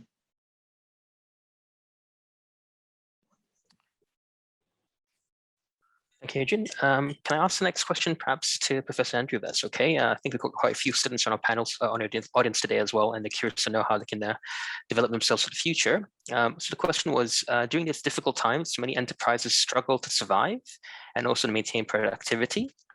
As a student in the new normal, what skills do you think they will need to survive and thrive in the future? Thanks, Seng. It's a great question. It's one that I've been thinking about a lot recently, primarily because I have a son in year 10. So in 2 years, he'll be leaving the nest and going to university, and he's constantly probing me in terms of what he should study and what skills he should develop in order to be successful in the labor market. And I'm going to give you 2 answers. One of them will not be surprising to you at all, but the other one might be slightly surprising. So I'll start with the not surprising answer. Obviously, data analytics, machine learning, artificial intelligence, coding, you can't get enough of that. Those are going to be the types of skills that are in high demand, if not only based on the presentation that I gave earlier about the fundamental changes we're going to see in relation to recruitment and selection of HR. As I said, it's not going to be people in the future making those decisions, it's going to be machines. The other skill you might find slightly surprising, but I'm going to stand by this one. Let me just back up a little bit to set the stage for this skill. 10 years ago, if my son had said he wanted to study theater arts at a university, I would have laughed at him and told him, well, I'm not going to pay for that. Today, I don't think so. I wouldn't laugh at that. I would think that that would actually be a type of skill that would be highly valued. And maybe I'm not the best person to answer this because there are clearly industry people on the panel that can speak more clearly to this point. But my view is that skills surrounding, for example, interpersonal relations and the ability to read other people's emotions and to call out certain emotions in other people, the very skills that you would learn in a theater arts program, I think, quite frankly, those are going to be hugely valuable moving forward. So yeah, I will not laugh at my son if he decides he wants to study theater arts. He can go right ahead and do it, and I think he will be eminently employable after having done so. Thanks. Thank you, Andrew, for that answer. Very candid view and very insightful as well. Thank you for sharing. Toa? Yeah, thank you, Andrew. I have a last question, and I want to serve this last question for Heather, because understanding that currently you are the leader for APAC for such a famous organization like Google. So also this is a question from the audience before as well. So what are the requirements, a kind of foundation requirement to be a successful tech businesswoman? I was going to joke with everyone and say get good eye cream and drink lots of coffee, but no, seriously, I think this has taught me in terms of working in a digital environment, because I think that's the question. So the first thing I've had to do, and a lot more consciously, is make myself available. Now, if you look at my calendar, you'll die. But what I've had to do, and especially in the early days of COVID, but even now, is be available to my team. So whether it's for the 5-minute chat, a quick chat on Google Chat or something like that. So make sure that I'm available to my team. At the same time, I've also had to set boundaries because I was getting chat messages from the team in India at 11 p.m. Singapore time. So I've also had to make myself unavailable at certain times. So that's the first one. The second one is being responsive. So really being able to, once you've heard feedback or you've listened and helped, whether it's from a customer, whether it's from a partner, is make sure that you're responding to the query, the concern, the ask that you might have in a time that is considered reasonable. Leaving something for 2 weeks is not acceptable in any environment. So what I've had to do around that is, I have a pretty hectic day, but I've now allocated an hour or two in the evenings. I try to keep it to an hour, where I literally try and work through the critical emails in my inbox, whether it's an approval, a response to a customer, a partner, etc. I missed some stuff. I'm not going to say I'm brilliant at it, but I've had to make sure that I respond in those environments. The other one is really around empathy. All my team have had different varied experiences over the last year and a half. And this is not a new leadership quality, but it is one that I've had to really double down on over time. We've had people who've had parents that have been ill. We've had people who have been ill. We've had people trying to find oxygen for their parents or a hospital bed. But also I've had people whose parents are having to sell their restaurants, and then it becomes a financial responsibility to them. So I think you can't take on people's problems, but you've got to hear and understand what they're going through and give them the space to deal with it and the support within the boundaries that you have to help them work through that over the time that they need. And then the last thing is really trust. And I know a lot of questions have been asked about how do you manage productivity and effectiveness, etc. You've got to trust that your team will do what they need to do to get their job done. And it's not something new for me, I actually laugh sometimes. So some new joiners to my team will often ping me and say, hi, I'm taking the morning off to do this. And I'm like, you don't need to tell me. And in fact, you don't need to take leave. You just need to make sure that you block the time and you use the time and you deliver what you need to. So I think having that trust and your team knowing that they have flexibility, but also when, and it goes beyond flexibility, the ability to come to you with challenges and speak through various things, giving you feedback. I had one of my ladies yesterday give me feedback, actually struggling with something. So I said, okay, well, next time we meet, come give me feedback and practice with me.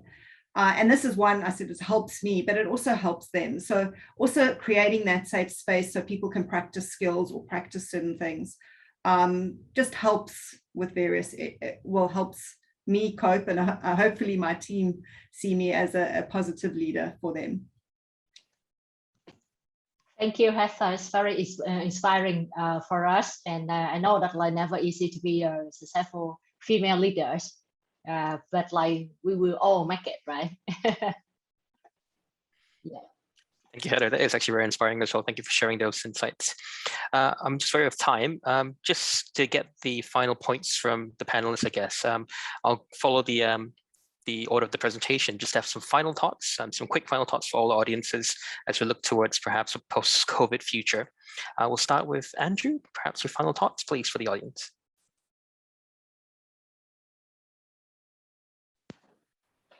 Look, one of the philosophies that I live by is never to stand between a hungry crowd and their dinner. So I'll be brief. It's been a delightful evening, really thought-provoking, and again, just perfect evidence of RMIT's ethos and its commitment to engaging with industry. I hope you found it equally enlightening, and I guess my final thoughts were, if you feel that you can add value to any of the debates that we've had, don't hesitate to reach out to us. I guess I can say that on behalf of the other panel members. I'm sure they'd be equally happy to engage with you individually if you have follow-up questions. But for me, it's just been a pleasure, and I want to thank everyone for organizing this. Thank you, Andrew, and thank you for giving us your time as well, and obviously having a slightly later dinner than expected on Australian time. Yunhan, would you like to share your final thoughts? Yep, sure. Thanks a lot for the opportunity, and I hope that was useful as well. And just a parting thought as well, that given the uncertainty of what's ahead, I think do take care and stay safe, and as much as you can be prepared, right, for what's going to come. It's easy to say do all these actions and all these great things, but I do understand the struggle ahead, right? That you've got to react, do the best that you can, where you can, lead the way to also act on certain things or take this as an opportunity. But having said that, right, this is really unprecedented times for everyone, right? In fact, the 4 futures I mentioned earlier may not even transpire, right? Given how things may change as well. Whatever we can do to prepare, right? Be there for each other and to stay safe and take care. Thanks. Yunhan, it's very kind of you. Abhishek. Again, just echoing Andrew and Yunhan, first of all, thank you. I think it was a good session, even a good learning session for me, because when you have industry leaders and academia coming together and sharing some of those insights, it's always a good conversation. And I hope that our other participants learned it as well. And again, just echoing Yunhan, these are unprecedented times, but using technology, I think we have made it possible to exchange thoughts, ideas, and got people come together for those 2.5 hours to think, to forget whatever is happening, but just engaging on topics that are important to us. So again, thank you both RMIT and Deloitte for having us all in this meeting. Thank you. Okay, Abhishek, and on to yourself, Adrian. Thanks, Nick. Again, let's don't want to hold too much time. I guess the one point I would make is that through this time, this is an opportunity to guess, for organizations to really rethink about the way things get done. And one of the things that we often talk to our clients about is just taking a step back and looking at work again. So often we gloss over that, but what is the work that's actually getting done? Who's the best people to be doing that work if it's actually needed to be done? And then finally, where's the best place for that work to get done? Does it need to be done in a cubicle in a physical office, or are there other options? Because I think all of those questions are on the table now. What is work? Who is the workforce? And what's the best workplace? Thank you very much, Adrian. Colin. Yeah, just basically a bit of an ask is to get people to think a little bit. Now everything's kind of up in the air with digital transformation and the effects of the pandemic. A lot of the obstacles to hiring people with disabilities or other disadvantaged people have now been removed. So as you companies move into an ecosystem future, please do consider how you can hire people or include them going forward. Very insightful there, Colin. Nice call for action there. Thank you. Heather. Right, so I'll use a quote. So change is the only constant. So we know that that's the environment that we're operating in. I would encourage you to embrace it, learn from it, and then that will make you more successful than the actual change itself. Is your ability to embrace that change and move in the direction that is required from you. So thanks. Thank you, Heather. And Andrew, I think you've got your hand up. Did you want to have a final point before we move towards the close? Sorry, that was probably a legacy hand. Sorry. Not a problem at all. Thank you, Andrew. Thank you very much, Sharon, and thank you very much, panel. Can I please invite Associate Professor Chung Nguyen, please, to help us close today's session? So Associate Professor Chung is the head of the Department of Management, and he oversees one of the largest departments in the School of Business and Management in RMIT, Vietnam. He's widely published in his field of business, a lot of development opportunities in Vietnam, on the EDFTA and other policy initiatives. His team has organized many different events, much like the one today, such as the International Business Forum, International Business Week, where we also engage different members of staff, different industry leaders to come in and share their insights. Associate Professor Chung will assist us today with the final thoughts before we close today's event. Associate Professor Chung. Thank you. Thank you very much, Dr. Sang. I would like to thank everyone for participating in this important event organized by Deloitte and RMIT Vietnam. We have the honor to, I have an honor actually to close this event. And furthermore, I would like to thank our panelists for sharing their experience, insights, and their vision of the future. We truly had an international panel today. Diverse viewpoints from practitioners of the multinational companies and also from professors. Indeed, given the COVID pressure, their thought leadership in analytics, workforce adaptability, and human capital trends of the future. These altogether provides a clearer vision of the opportunities available to all of us, even during these difficult times. Thank you to the Deloitte team, especially Mr. Thao Vo, Mr. Yoon Han Lee, Mr. Andre Ole, and Mr. Ban Karathi for collaborating with the Human Resource Management Program at RMIT Vietnam, and especially to Dr. Sankot, our Senior Program Manager. You did a great job. As you have known, Vietnam have been increasingly in need of talents for the next stage of the development. You may have also known that the Vice President of the United States, Harris, is currently in Vietnam. And we do hope that even more international investors will be in Vietnam. So more talent will be needed. The event today actually speaks right to the needs of the industry and the nation. At RMIT, we are committed to developing strategic knowledge and contemporary insights for the future of business. And today's event, in fact, highlights the importance of the people, how we should not only develop and upskill our workforce, but also recognize their valuable contribution every day, right? And the adaptability, the human capital, and sustainability and staff well-being are all vital themes under the current pandemic. We do hope that today's events have set light on the vital issues, and we hope to move toward the new normal future. I would like to thank our event team as well, Ms. Bảo Trang, for all the support and logistical coordination to get this event up and running. Finally, a thank you to all of our audience. I can see a lot of people still stay with us for attending today's event, and I hope you have enjoyed the event as much as I have. We would have loved to host you at our beautiful campuses, and perhaps we can do that in the future, and look forward to welcoming you again at our future events. Once again, a heartfelt thank you to everyone. Thank you.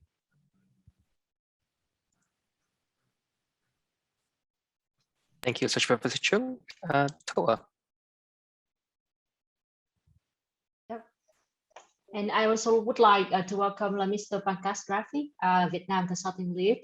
Would like to send the closing remark to the audience as well. Thanks, Toa. Thank you. I'm the last one standing out between the closing and the entire workshop, so I'll not take much time. So thanks a lot. On behalf of consulting, Deloitte Consulting, I would like to thank everyone for joining us in this RMIT Deloitte HR Roundtable today. I think we had a great session with a lot of insight sharing and the practical sharing sessions which came from our panelists. I would also like to say special thanks to our partner RMIT University and organizing teams to bring us such an impressive event, and also to our distinguished guest speakers from RMIT University, Google, VNG, Enable Code, and to contribute their thought leadership in human capital and technology. I think we have identified possible opportunities available for us, considering the constraints in which we are going through. At Deloitte, we are committed to make impacts and to bring insights to people every day. I hope that today all of you have your own key takeaways on human capital trends, organization and workforce analytics, and resilience. And I would also be happy to have the next session about supply chain. That is my wish list, that I will do another session after this for a supply chain where RMIT is quite famous about, and we will be happy to carry out more and more such sessions whenever we are given the opportunity. Thank you again to our audience, our partner RMIT University, all the panelists and the organizing team. Thanks a lot.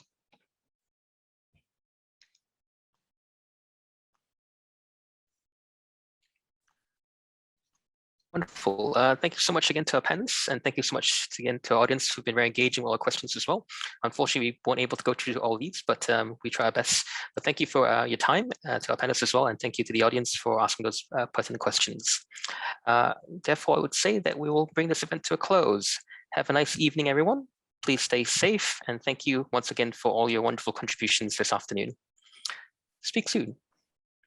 Thank you. Thank you, everyone. Thank you. Bye for now.